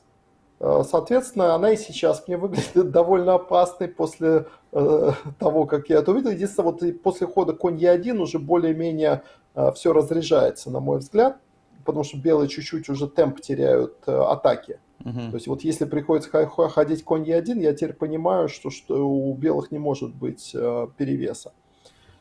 Но все равно до этого момента выглядит все довольно опасно, потому что, вы видите, мы же потом, когда анализировали, не было так всегда однозначно равно.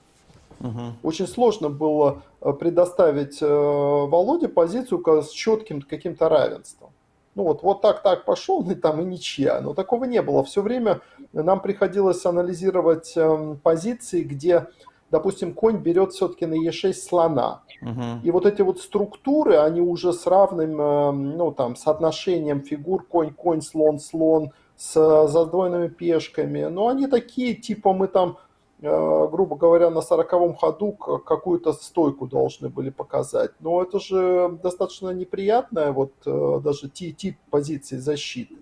Это сейчас нашли разные уже другие методы. А мы же тоже пальцем в небо. На самом деле сейчас можно говорить о блестящей подготовке, а вся основная подготовка началась этого дебюта.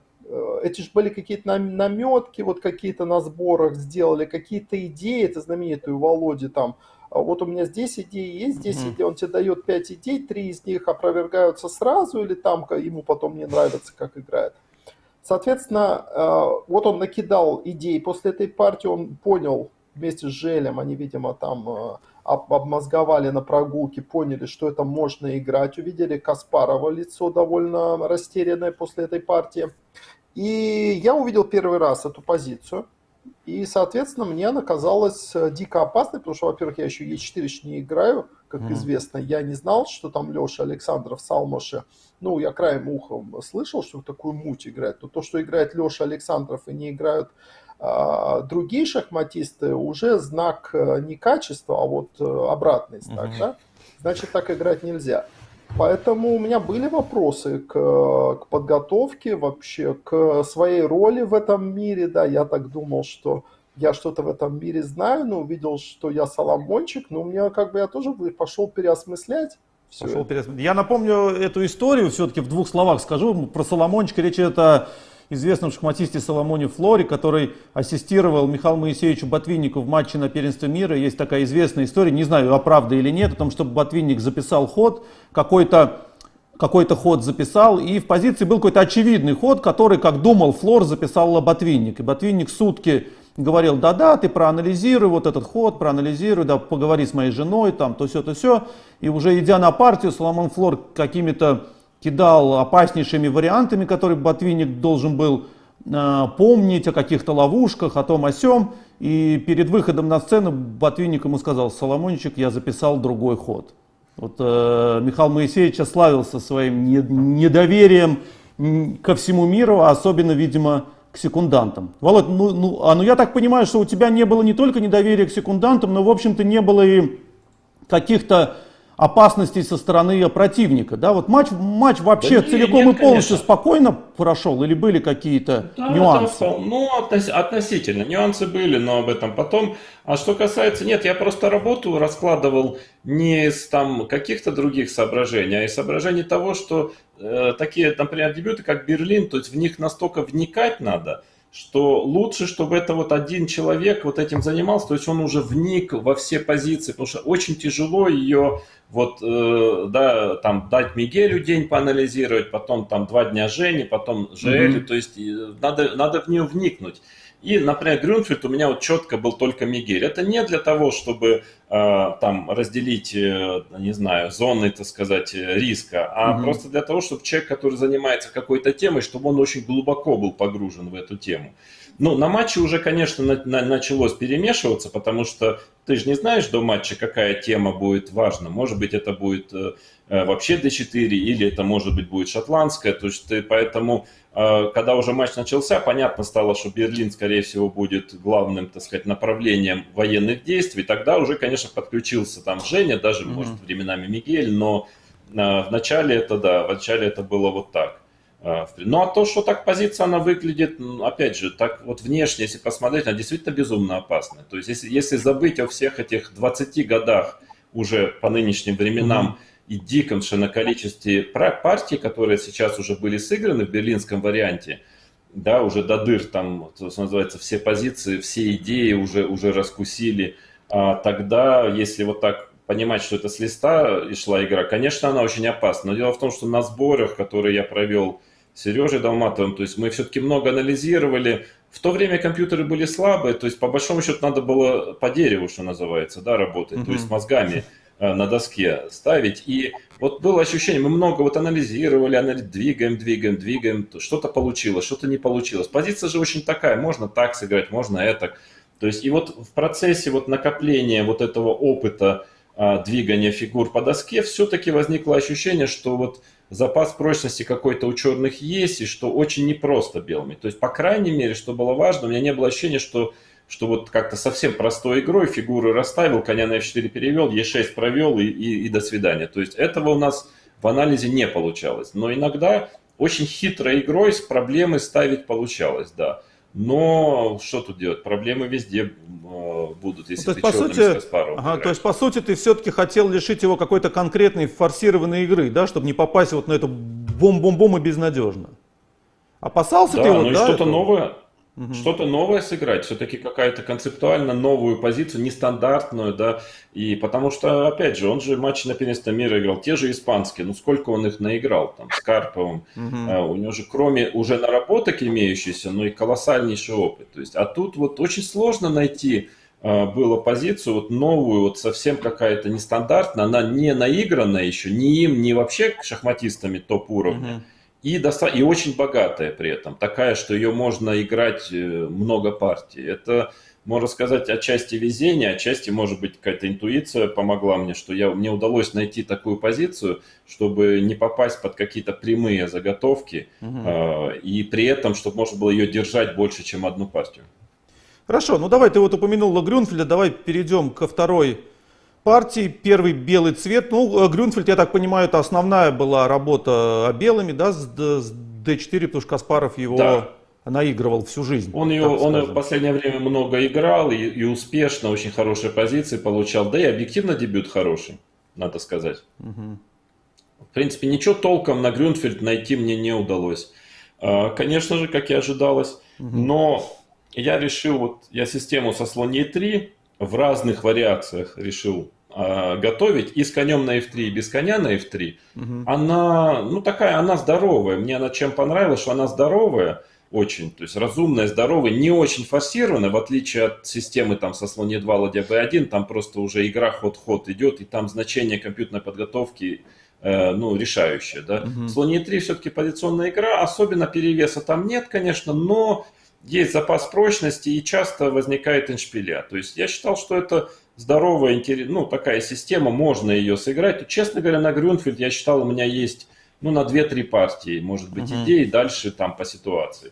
В принципе, она до сих пор, она популярна, до сих пор, опять же, ее играют. То есть интуитивно у меня был, наверное, хороший выбор, потому что, в принципе, она по-прежнему какие-то проблемы здесь ставит. И я много еще после матча играл и очень успешно эту систему. То есть она, наверное, такая достаточно неприятная для черных, в том плане, что белые очень здоровую игру показывают. Все-таки у них центр, и черным надо очень аккуратно играть, чтобы не попасть под пресс. Ну и теорий, правда, очень много. Уже тогда было, а уж сейчас тем более. Ферзь d2. Вот слон g4 сыграл Каспаров. Дело в том, что у него мало было партий на эту систему. И вот он играл слон g4 до этого. Там получилась какая история, я это в книжке рассказывал, да, кажется. То есть я думаю, что он сыграл слон g4, наверное, подготовившись по моим партиям в интернете. Я там в Блиц немножко играл в интернете, где-то за год до матча. Еще когда не было вообще матча. И я был у Бори Гельфанда на сборах, просто мы с ним в Израиле, мы с ним вместе сидели, занимались. Как-то так получилось, что мы с ним занимались Грюнфельдом. И вот эту идею, которую я применил в этой партии, мы ее еще за год до матча мы ее наработали. Но абсолютно не к матчу, просто мы вместе занимались шахматами. И ладья b1, и потом ладья b7, вот эта идея. И нам не удалось найти четкое уравнение здесь, хотя очень сложные игры. И я как-то играл, по-моему, с Шировым блиц-партии в интернете. И я отлично понимал, что, конечно, Каспаров их выудит и изучит. И, в любом случае, я же не буду показывать в блиц-партиях какие-то там реальные идеи. Поэтому я здесь играл ладья c1 постоянно, раза 3 вместо ладья b1. Да, вот я играл ладья c1, это беззубый ход, в общем-то, и, кстати, выигрывал партию, то есть я был уверен, что Каспаров по ним подготовился к этому, и, вот эта история, которую его секундант Андрей Харлов говорил, что там ладья b7, он поверил Иванчуку, это, скажем так, это восприятие Андрея, потому что, скажем, он так это видел, но я абсолютно Каспаров, чтобы кому-то поверил просто на слово. Ясно, что он все это анализировал, но что-то не досмотрел немножко. И, конечно, он рассчитывал на ладья c1. Это ход, который, кстати, достаточно такой обоюдоострый. Тут можно и хуже получить. Поэтому ладья b1, видимо, он конкретно сыграл эту линию именно под ладья c1. А ладья b1 грозит ладья b5, а6. И вот считалось, что это очень сильно, и что пешку на b7 забирать не то чтобы плохо, но это ничего не дает. А вот как-то мы с Борей двигали и в давности. То есть и тут получается конь c6. И вот но перед самим матчем ты смотрел, кто? Женя у нас за Грюнфельд? Кто у нас ответственный за Грюнфельд? Нет, Грюнфельд, я сам и Ильескас. Мы вот вдвоем. Нет, мы смотрели там множество других линий. Это не надо держаться за черных, но такая неприятная. И вот как раз то, что не любит Каспаров. Нужно аккуратной защитой ее потихонечку удержать. И это, в общем-то, не его конек, скажем так. Да, рокировка. И вот эта позиция, кажется, что, ферзь d2, конь бьет d4, и что там, согласились на ничью. А вдруг оказывается, что за счет двух слонов и где-то потенциально слабой пешки А еще ничью надо делать в этой позиции. И Каспаров довольно много времени тратил. Или же слон бьет d4, вот тоже такой ресурс тактический. И вот вроде все очень близко. Вот слон d5 это очень важный ресурс, иначе бы ничего не было. Вот на этом, в принципе, держится вся идея. На том, что есть ход слон d5. И как-то оказывается неожиданно, что не так просто черными уравнять здесь. Мгм.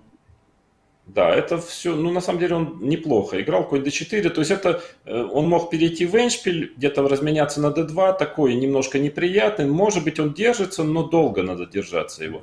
Он сыграл, вот пожертвовал пешку в ответ, здесь это я уже, по-моему, не смотрел, я просто видел, что могу забрать пешку, ну, выиграть трудно, но пешка все-таки, да, Мгм. и в принципе и все, да. Но на самом деле дальше очень так игра развивалась форсированно достаточно, ладья А7, Побил, потому побил. что, конечно, у меня лишняя пешка, но разноцветные слоны, плюс все-таки структура испорченная. То есть, на самом деле, ничейные тенденции довольно серьезные, и надо очень-очень точные ходы делать белыми, чтобы получить какие-то шансы хотя бы на выигрыш. Мне кажется, вот эту часть партии я хорошо провел, несколько очень точных ходов сделал, чтобы не дать ему сразу раскрутиться и сделать ничью.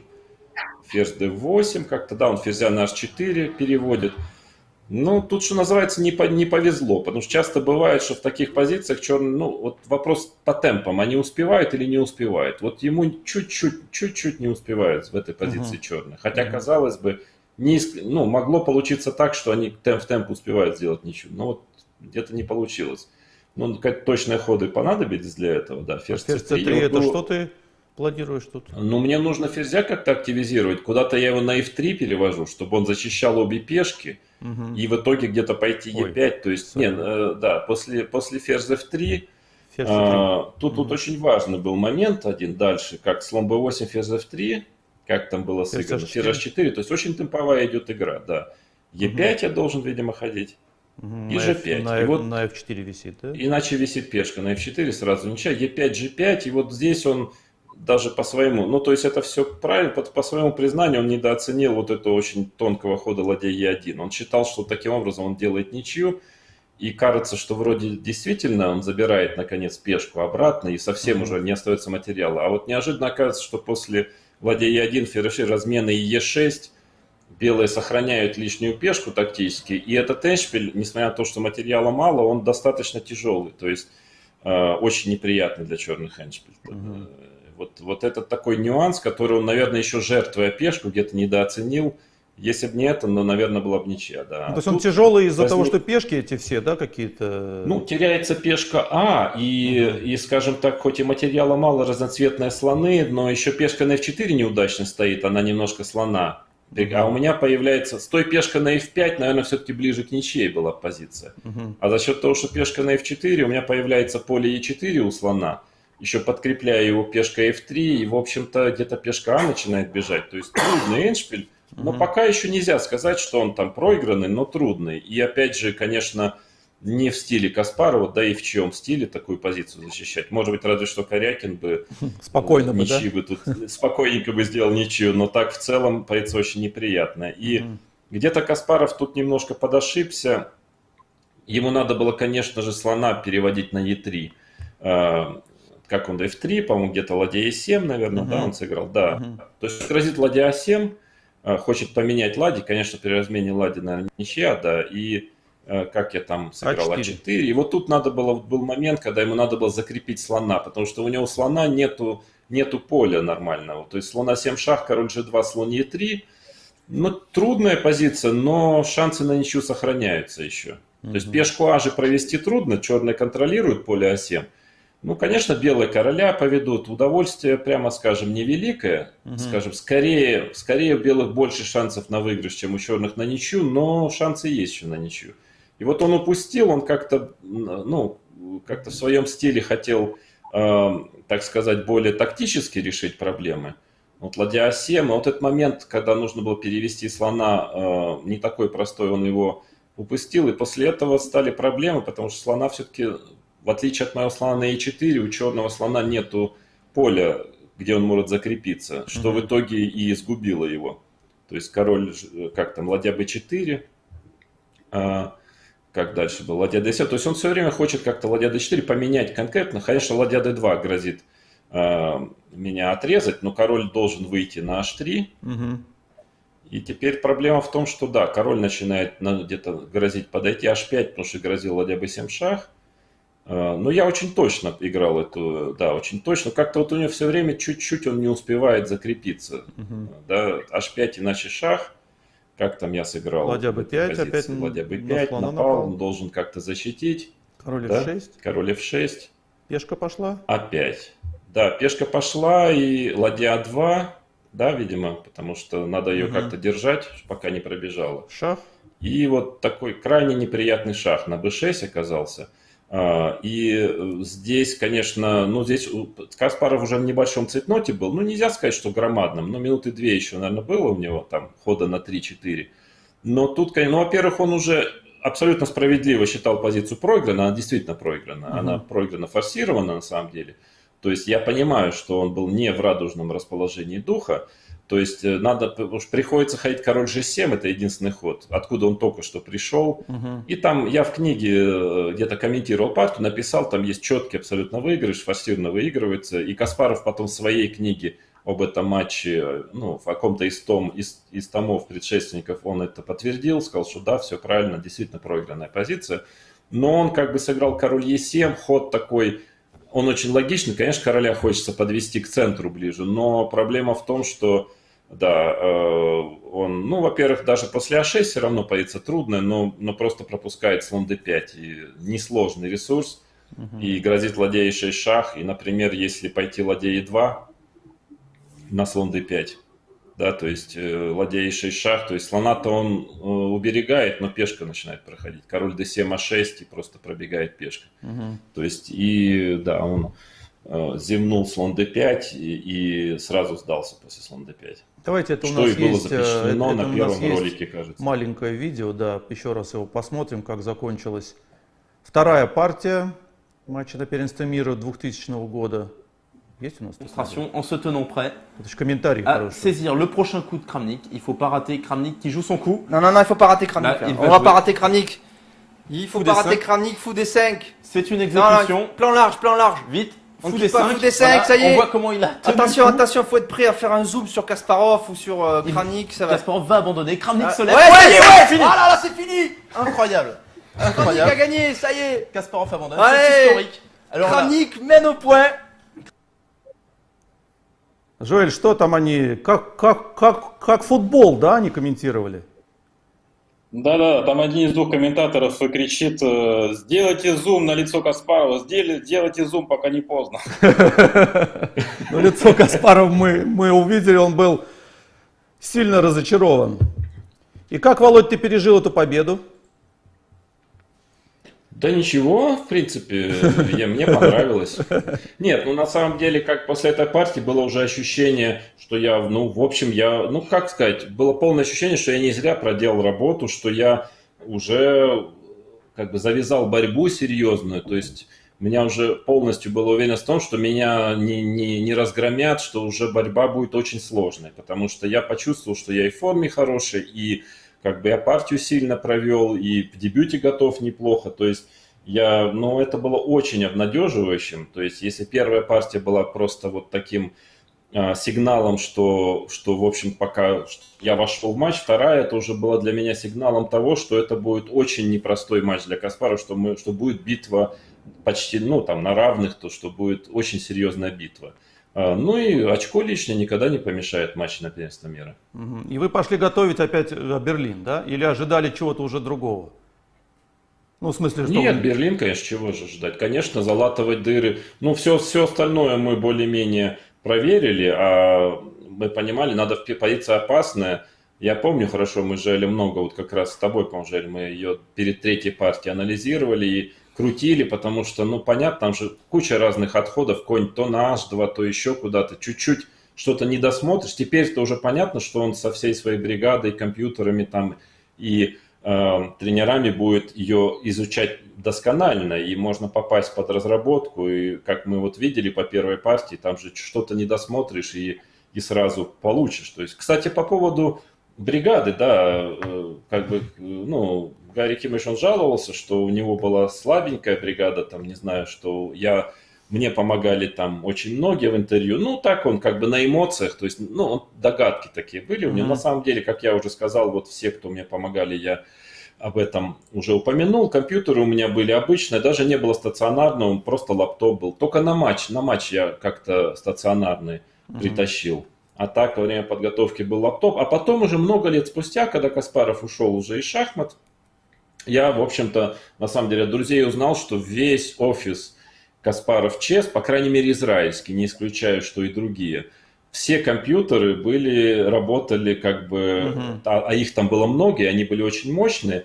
И шахматисты, которые там были, там был Борис Аврух, Борис Альтерман, то есть весь этот Каспаров Чес израильский офис, в общем-то, секундировал, скажем так, Каспарову на матче, то есть поэтому говорить о том, что у него была слабая команда или там что, то есть то, что, по крайней мере, в компьютерах у него там была такая мощь, которая мне и не снилась близко даже, да. А в чем проблема? То есть Я вот не очень понимаю суть обвинений, что, ну хорошо, на тебя, например, работало 15 человек, и что? Нет, это не обвинение было, это не обвинение, это было больше, скажем, ну, может, оправдание, как, почему это произошло, да, то есть, но на самом деле у меня, опять же, по качеству шахматистов, конечно, было посильнее.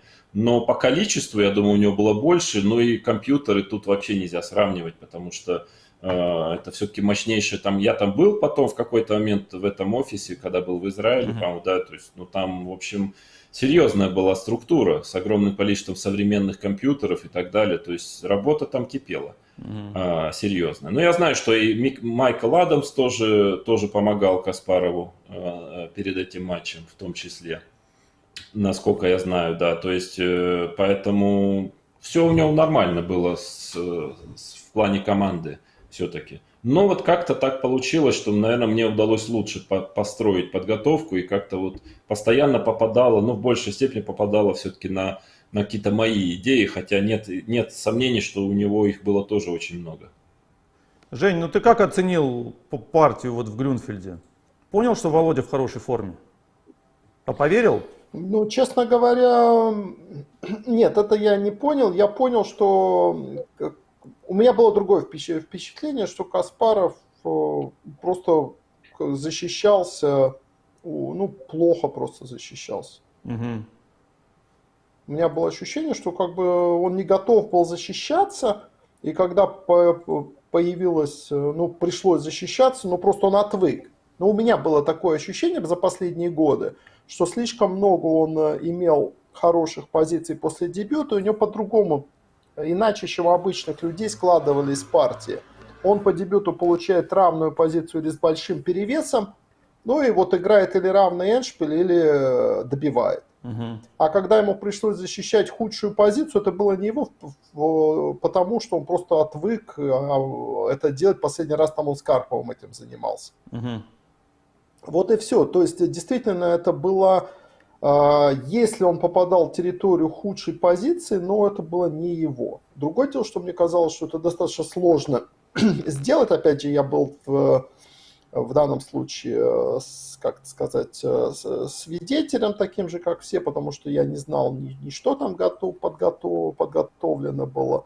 Я просто как зритель смотрел и был, в общем-то, в шоке от того, как Каспаров слабоватенько защищался, еще под конец грубо зевнул. То есть он был обычным смертным, но у меня, конечно, я как бы, чтобы не сглазить, я отгонял от себя такие мысли, что типа Каспаров слабак. Ну, как бы, ну, я это себе объяснял так, повезло, Мария Ивановна просто. Понятно. Повезло.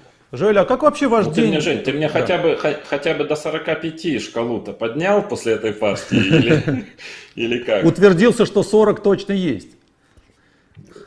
Желя, а как складывался вообще ваш день? Вы много работали, гуляли или вообще? Что такое день секунданта вот на матче на первенстве мира? Вот по этому матчу можешь нам рассказать? Да, конечно. Значит, у нас график был примерно один и тот же. То есть все начиналось... Ну, я буду рассказывать о том, как он складывался после партии, да, и потом до следующей партии. Соответственно, после очередной партии Володя возвращался, и мы разбирали сразу по горячим следам эту партию. Значит, ну, естественно, была масса вопросов, мы обсуждали, а что ты собирался делать на то и это. И это не просто потому, что было интересно, еще и потому, что все это могло пригодиться, если такой же дебют повторился. Поэтому все это записывали очень подробно. Обычно это длилось, ну, 1,5 часа, может 2 даже иногда, если партия особенно интересна была. Вот, потом, значит, ужин и прогулка, да, и вот во время прогулки, соответственно, уже обсуждались планы на следующую партию, и дальше уже как бы, ну, можно сказать, там задания раздавались, да, кто чем должен заниматься там предстоящий как бы рабочий день, потому что на самом деле рабочий день у нас с Женей и с Мигелем начинался после ужина, да.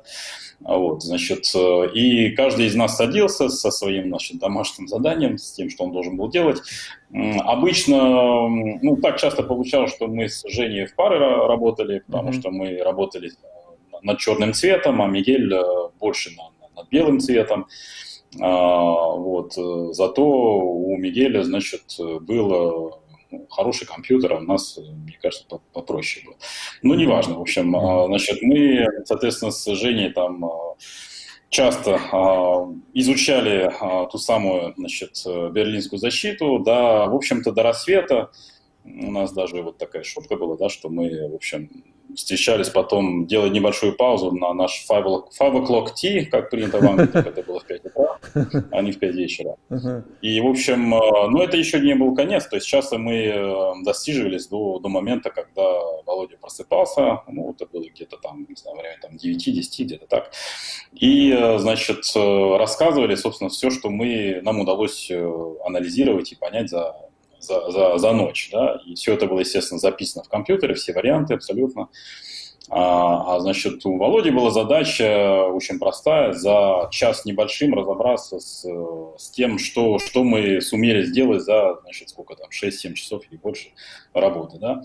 Он это делал очень быстро, в общем, обращал внимание на критические точки, на то, что стоило дорабатывать и так далее. Это всегда удивляло меня, да, вот такая скорость. Вот. И потом, значит, еще в зависимости от того, что давало, значит, анализ ночной, значит, ну, было некое напутствие с моей стороны перед партией, да, то есть там еще там короткая прогулка и последние какие-то там ключевые моменты озвучить, ну, поскольку Женю на эту миссию нельзя было пускать, потому что он считал, что все пропало, и берлинская защита трещит по швам, нас ждет неминуемый крах, то, конечно, моя задача была как-то обнадежить насчет Володи и сказать, что нет, ну, конечно, все непросто, но все-таки это же, понимаешь, там, глубоко там, неизвестно, во-первых, что он сам об этом думает, дойдет ли он до этого или нет, да и потом есть всегда вот такие варианты, такие и так далее. В общем,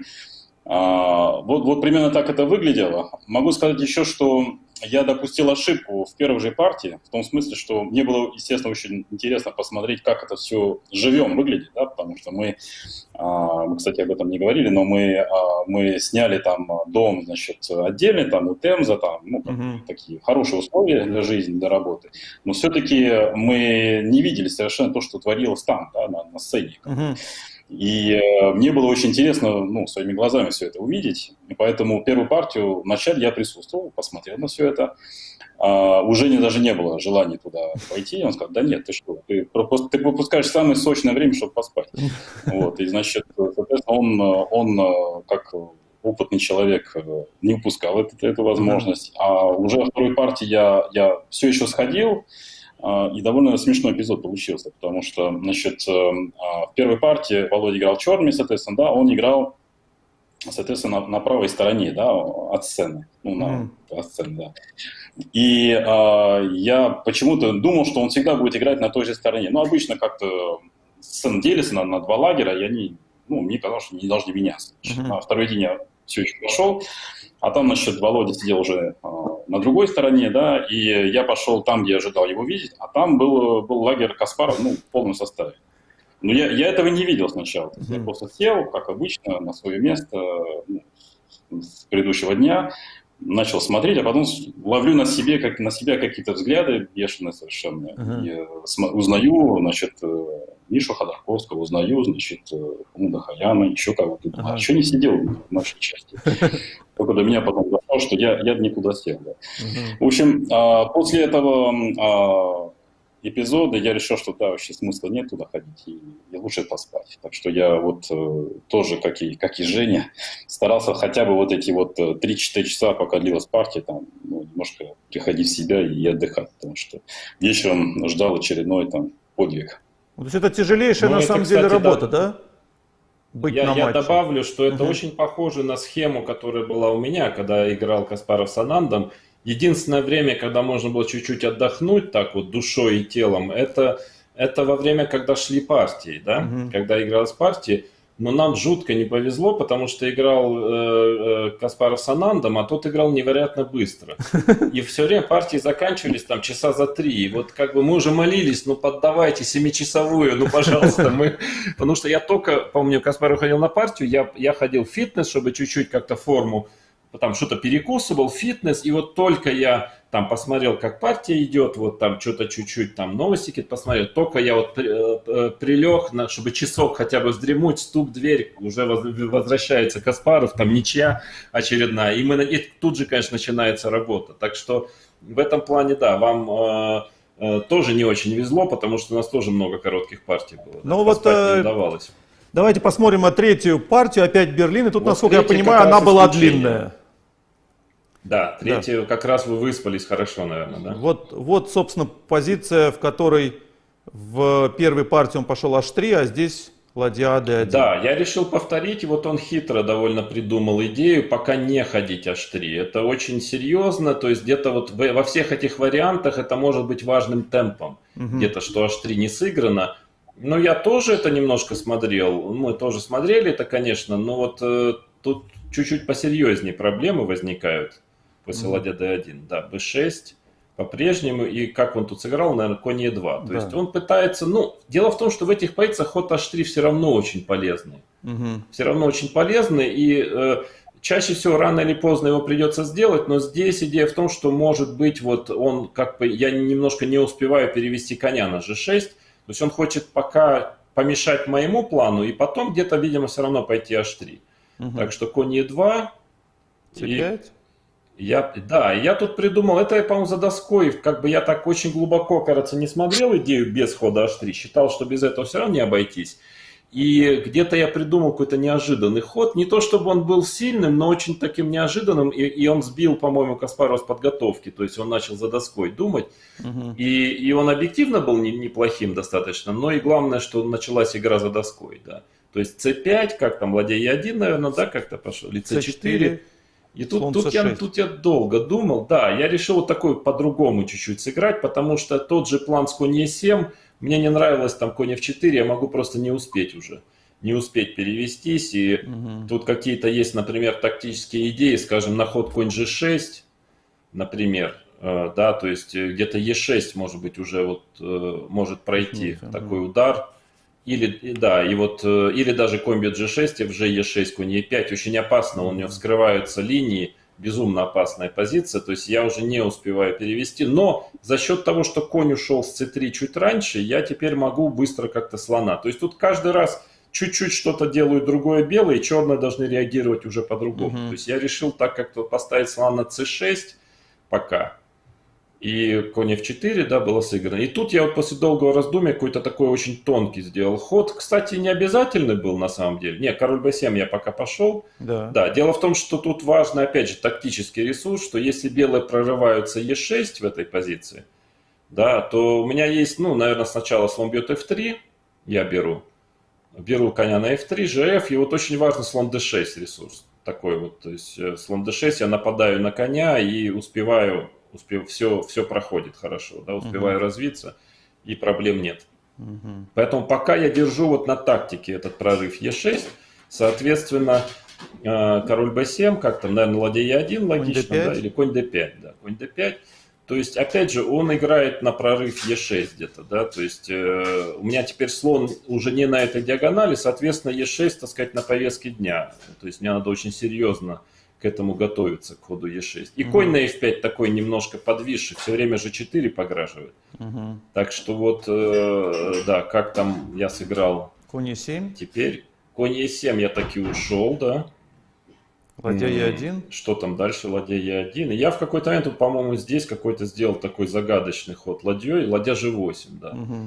Но он очень странный немножко, но он хитрый, профилактический. Дело в том, что я от Е6, то есть все-таки основная идея позиции белых пойти Е6, и я заранее увожу ладью, защищаю пешку G7. На самом деле. Такой он, потом вроде казалось, что он не обязательно, можно и по-другому сыграть, но он хитрый такой, он как-то немножко Каспарова, по-моему, смутил в плане того, что как-то он начал думать подолгу. До этого он достаточно быстро играл. То есть вот так план он наработал. Е6 вроде хочет пойти. Вот как-то после ладья G8 он начал задумываться. Да, то есть вот такой странный ход. Я вообще ничего не хочу, профилактически чисто. Даже не факт, что ладья-то на G8 часто стоит лучше. Но вот это такая настолько хитрая позиция. У белых все в центре, все шикарно. По виду кажется... Ну, лучше у белых должно быть, да, у них все здорово. Но непонятно, как усиливать позицию. А черные медленно раскручиваются, да. И все-таки у них два слона, и нет слабости. И если им удастся раскрутиться, то все будет не так плохо. Конь F4. Дальше конь F4. Но он настаивает на ходе Е6, да, то есть он настаивает. То есть и в этом, кстати, была еще идея хода ладья G8, защититься от коня F4, чтобы здесь иметь ход G5. То есть это уже совсем такая другая концепция игры теперь уже за черных в этом Берлине, которая снова, сейчас-то уже она достаточно популярной стала, тогда это было вообще новое. То есть G5, ну как бы считалось, конь если придет на F6, то это плохо. Но вот как-то оказалось, что это все не так плохо. То есть конь H5, но зато я защищаюсь от E6, то есть ладья G6 где-то, да, кажется? Да, сейчас. Да, то есть я защищаюсь от Е6, конь на F6, конечно, неприятный, но зато у меня фигуры выскочили. То есть начали вот играть. Что слон там было G7. Дальше? Слон G7. Ну такая ладья на G6 немножко упакованная, но как бы от Е6 я защитился, и тоже у белых такого четкого плана игры нет сразу. То есть в случае, если они начнут напирать H4, там всегда же H ладья вскроется. То есть такая сложная, вязкая позиция, где вроде бы она все-таки так немножко получше у белых, но сложная игра. То есть в итоге можно сказать, что для Берлина это вполне достойный дебютный как бы исход. Ладья D3, логично, то есть так оба усиливают позицию фигур. Наверное, я куда-то ладью там... Да. Я решил, да, вот это такой, решил провести маневр. Мне показалось, что это достаточно неплохо уже. Я могу успеть взять и коня на d4. Может, ладья d3 было не очень точно, потому что мне кажется, здесь я уже, наверное, более-менее решил свои проблемы. Потому что я успеваю взять конь c6. Слушай, я вот извиняюсь, но все-таки нестандартный для любых шахмат современных и нет отдать двумя ходами подряд двух слонов. Ну, да, нестандартно, но это такая операция более-менее тактическая, потому что у меня конь заходит на d4. То есть, а там ходы тоже не просто делать. То есть, это, ну, нормально, да, конь на d4, немножко нестандартно, ну, плюс я начинаю игру за пешками, да, его. И где-то здесь уже такая, она позиция по-прежнему опасная, особенно за счет ладьи на g6. Которая с одной стороны защищает пешки фланга, с другой стороны немножко выключена из игры. Но у меня появляется определенная контр-игра по линии D, то есть у меня тоже куда-то начинает ладья запрыгивать. Пешка F6 очень опасная, конечно. Чуть там пешка F7 упадет, и она пройдет просто. То есть такая достаточно острая, несмотря на то, что много разменов, позиция достаточно острая. То есть белым надо как-то начинать, да, ладья D3 это профилактика. От конь D4, где-то здесь... Да, от конь d4, где-то я пешку А, по-моему, потащил. Ладья ладья F8 это против ладья D7, что ли, или что? И я хочу, да, король c8, чтобы был ход, чтобы был. То есть вообще это Берлин очень профилактический дебют, то есть огромное количество профилактических ходов делать. То есть да, теперь ладья d7 я имею король c8. И вообще где-то хочу король c8, короля поближе подвести к, ну и пешку f7 защищаю. Так, во всех смыслах ход логичный. Ладья E4. Ну, тоже очень логично. Белые готовят H4, F4. Белым надо начинать движение пешек на этом фланге. Это очень логично. Да? Потому что плана такого иначе особенного-то нет. То есть это естественный ход. И что-то мне тоже надо. Король C8 защищаю поле D7. И где-то там F4. Сразу. Ну, были разные возможности. H4, F4. F4, как бы оно в F5, да, начинает пограживать. В этом все дело. Но тут везде, вот как бы она позиция немножко опасна, но что-то белое делают, тут же черная какую-то контр-игру пытаются получить. GF, ладья бьет F4, где-то ладья E8, как-то по линии E.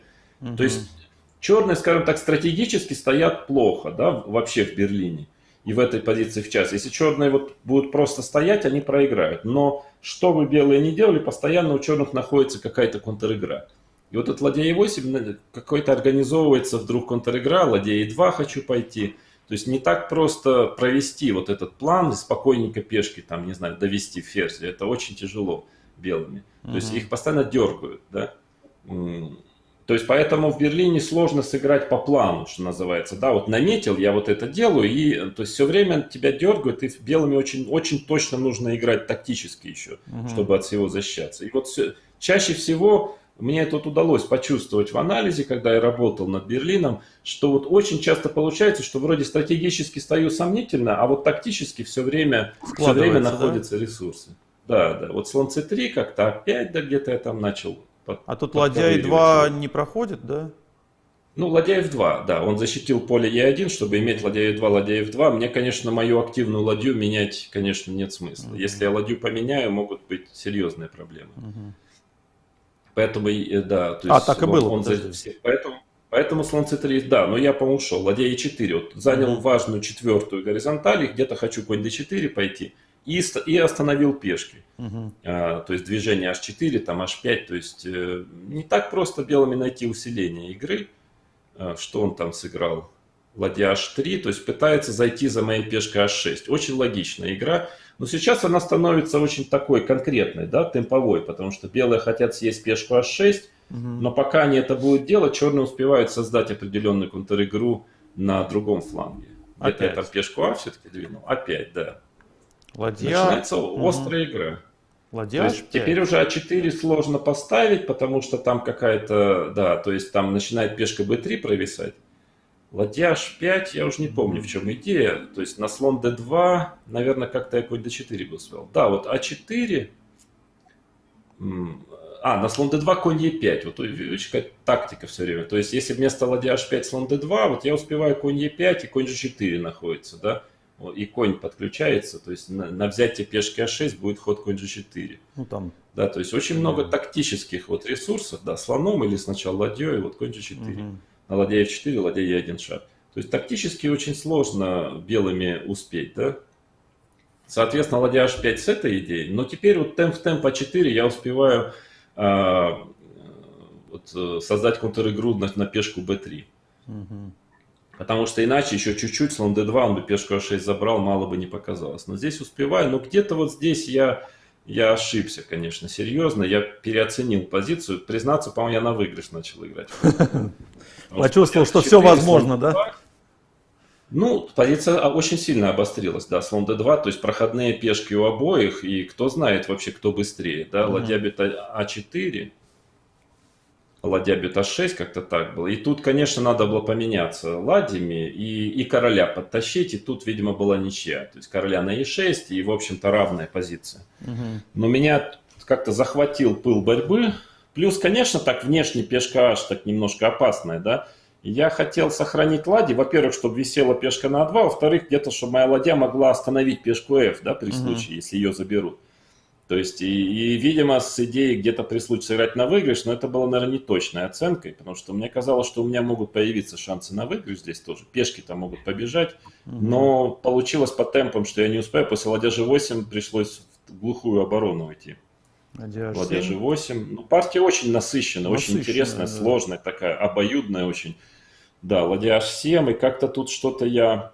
Ладья a2 уже пошел во все тяжкие, да? Вот мне...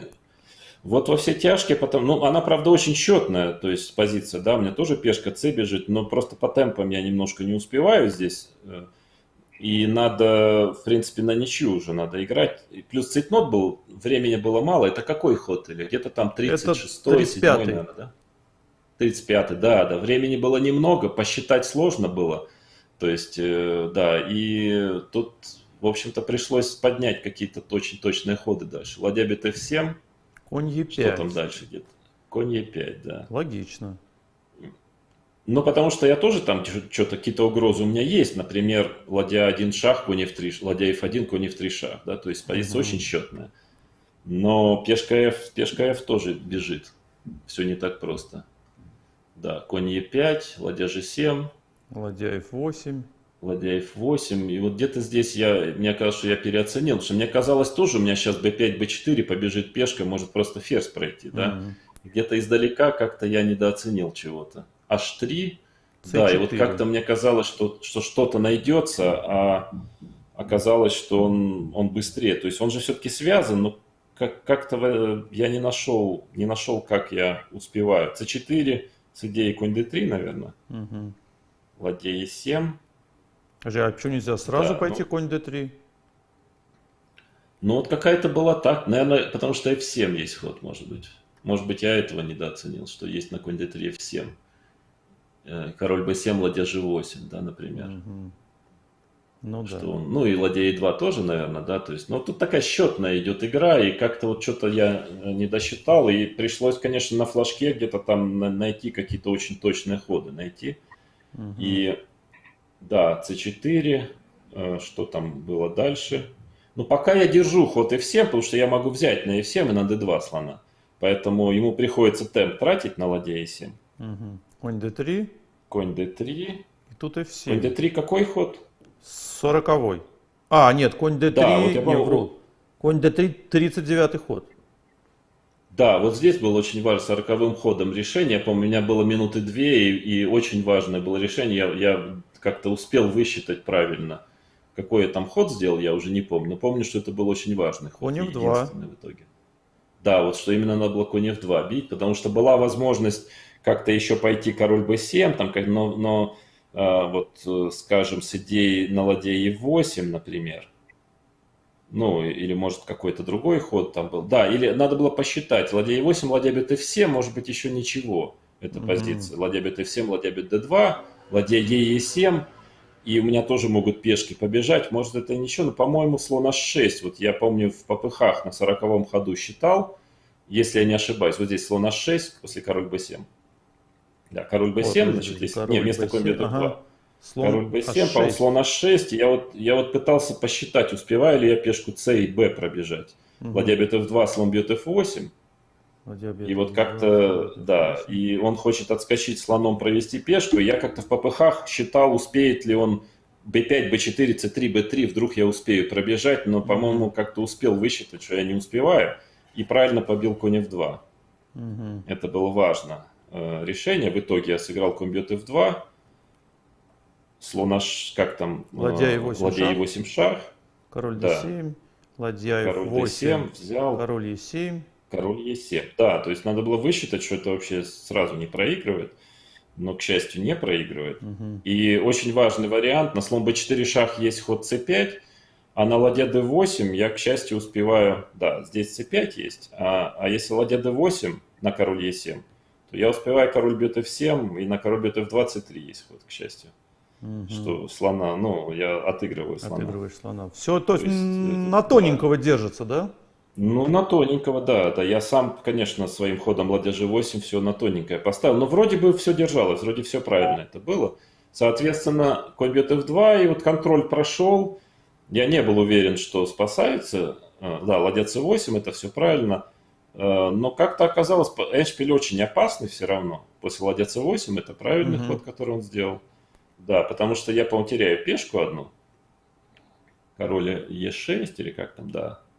Да, правильно, да.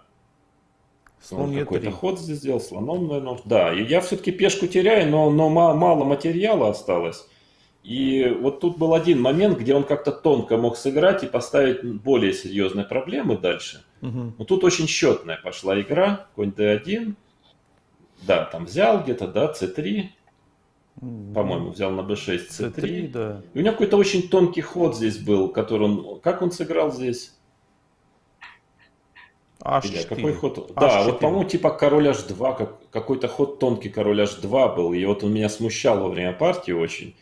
И как-то с огромным трудом, там все-таки по темпам черные успевали сделать ничью. Почему-то вот какой-то очень тонкий ход. А H4 вроде самое логичное пешку толкнуть вперед, но как-то здесь почему-то важно, что что-то он там не успевает. Как там было дальше? Ладья 6 какой-то очень, очень важный ход был. Конечно, Слона вариант, да, согнать. и потому что, по-моему, на слон d4 есть ход ладья 4, вот это очень важно. И пешка h4 подвисает. Ладья Вот 4. это, вот это оказалось А, вот важнейшим, h4, видимо, важнейшим ошибка, да, ресурсом. получается? Да, но с другой стороны, король h2 такой ход, как бы слишком такой медленный вроде бы, да, хочется же пешку, но может быть он недооценил ладья a6, и как-то все там по темпам удается. Разменялось уже. Да, ну, правда, не факт, что король h2 выигрывал, но ставила серьезные проблемы. И здесь еще, правда, есть вот ладья f3 какой-то ресурс, все-таки пока отрезать, но тут уже ничья простая достаточно, то есть не сложная ничья, здесь уже это...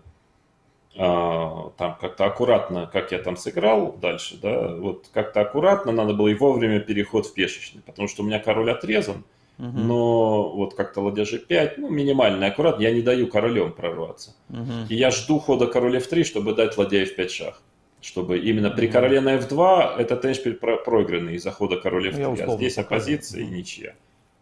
Да, да. Ну вот как-то там примерно так и было, и это ничья, конечно. Ну то есть такая очень-очень насыщенная, сложная партия.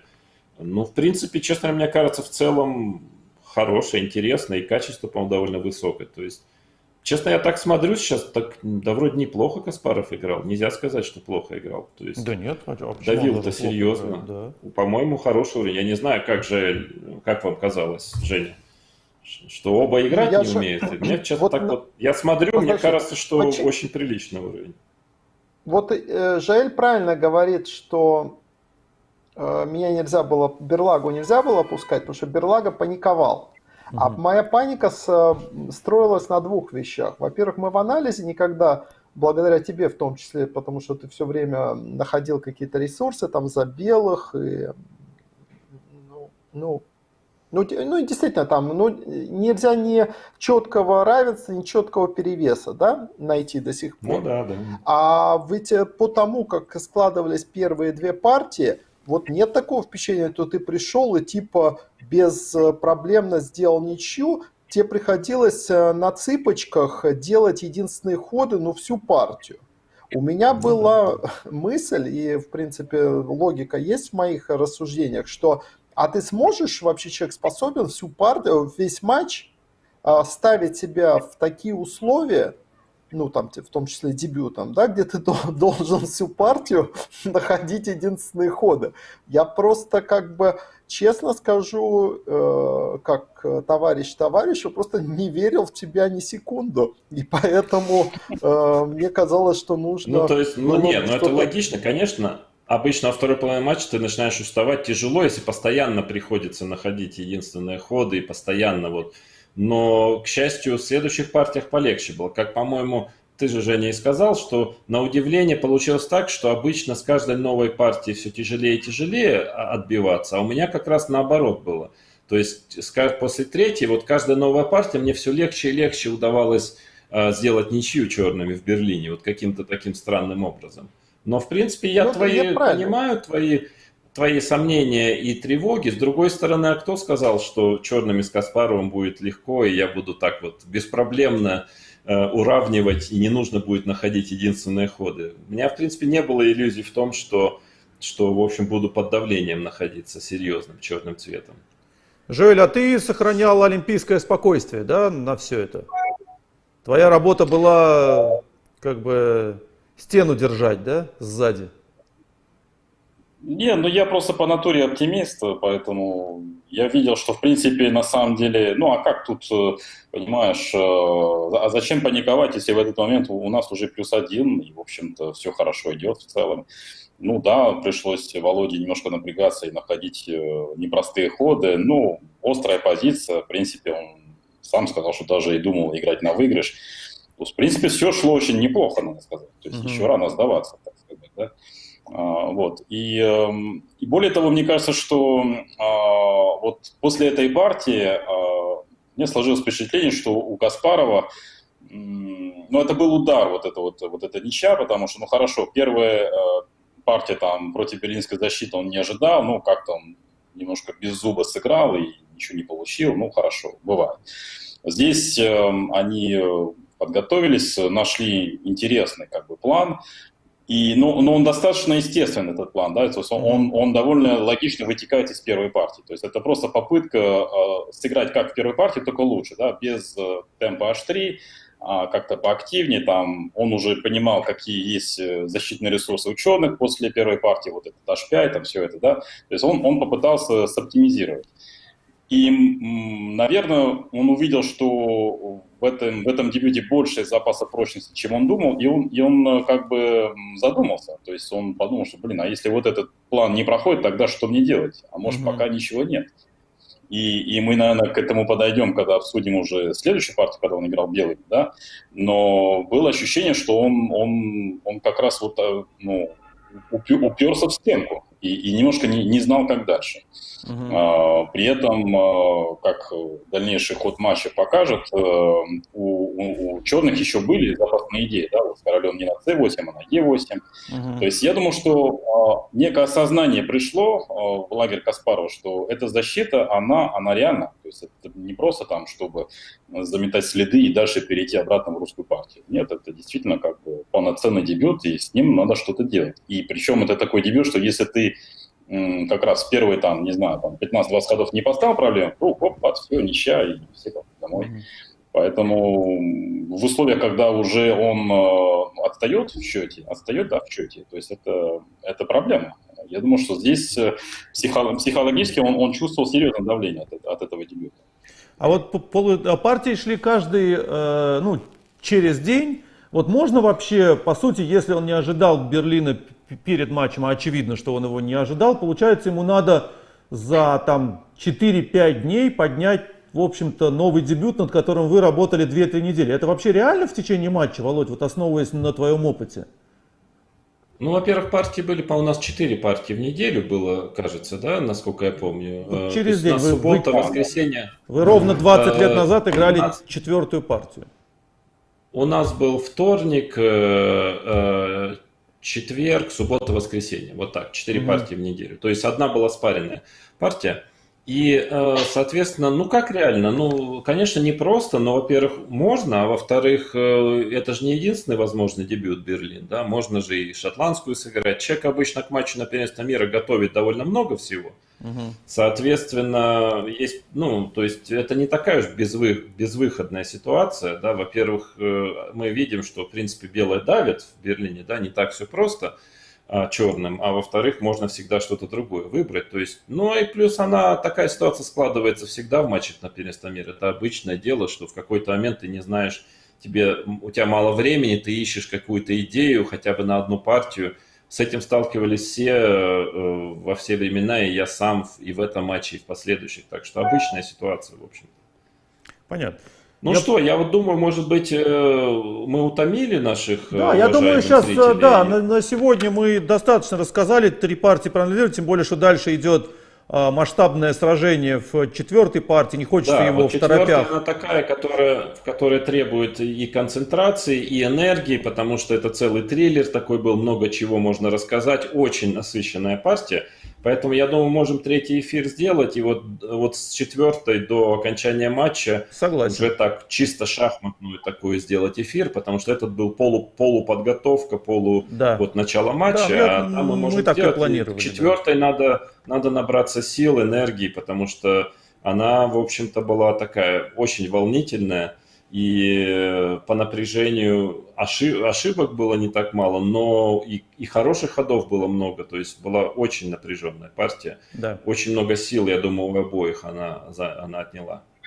Спасибо огромное, Владимир Борисович. Спасибо, Жоэль. Спасибо, Женя. Я надеюсь, вы немножко, чуть-чуть окунулись в события 20-летней давности. Как у 3 мушкетеров не появился наш...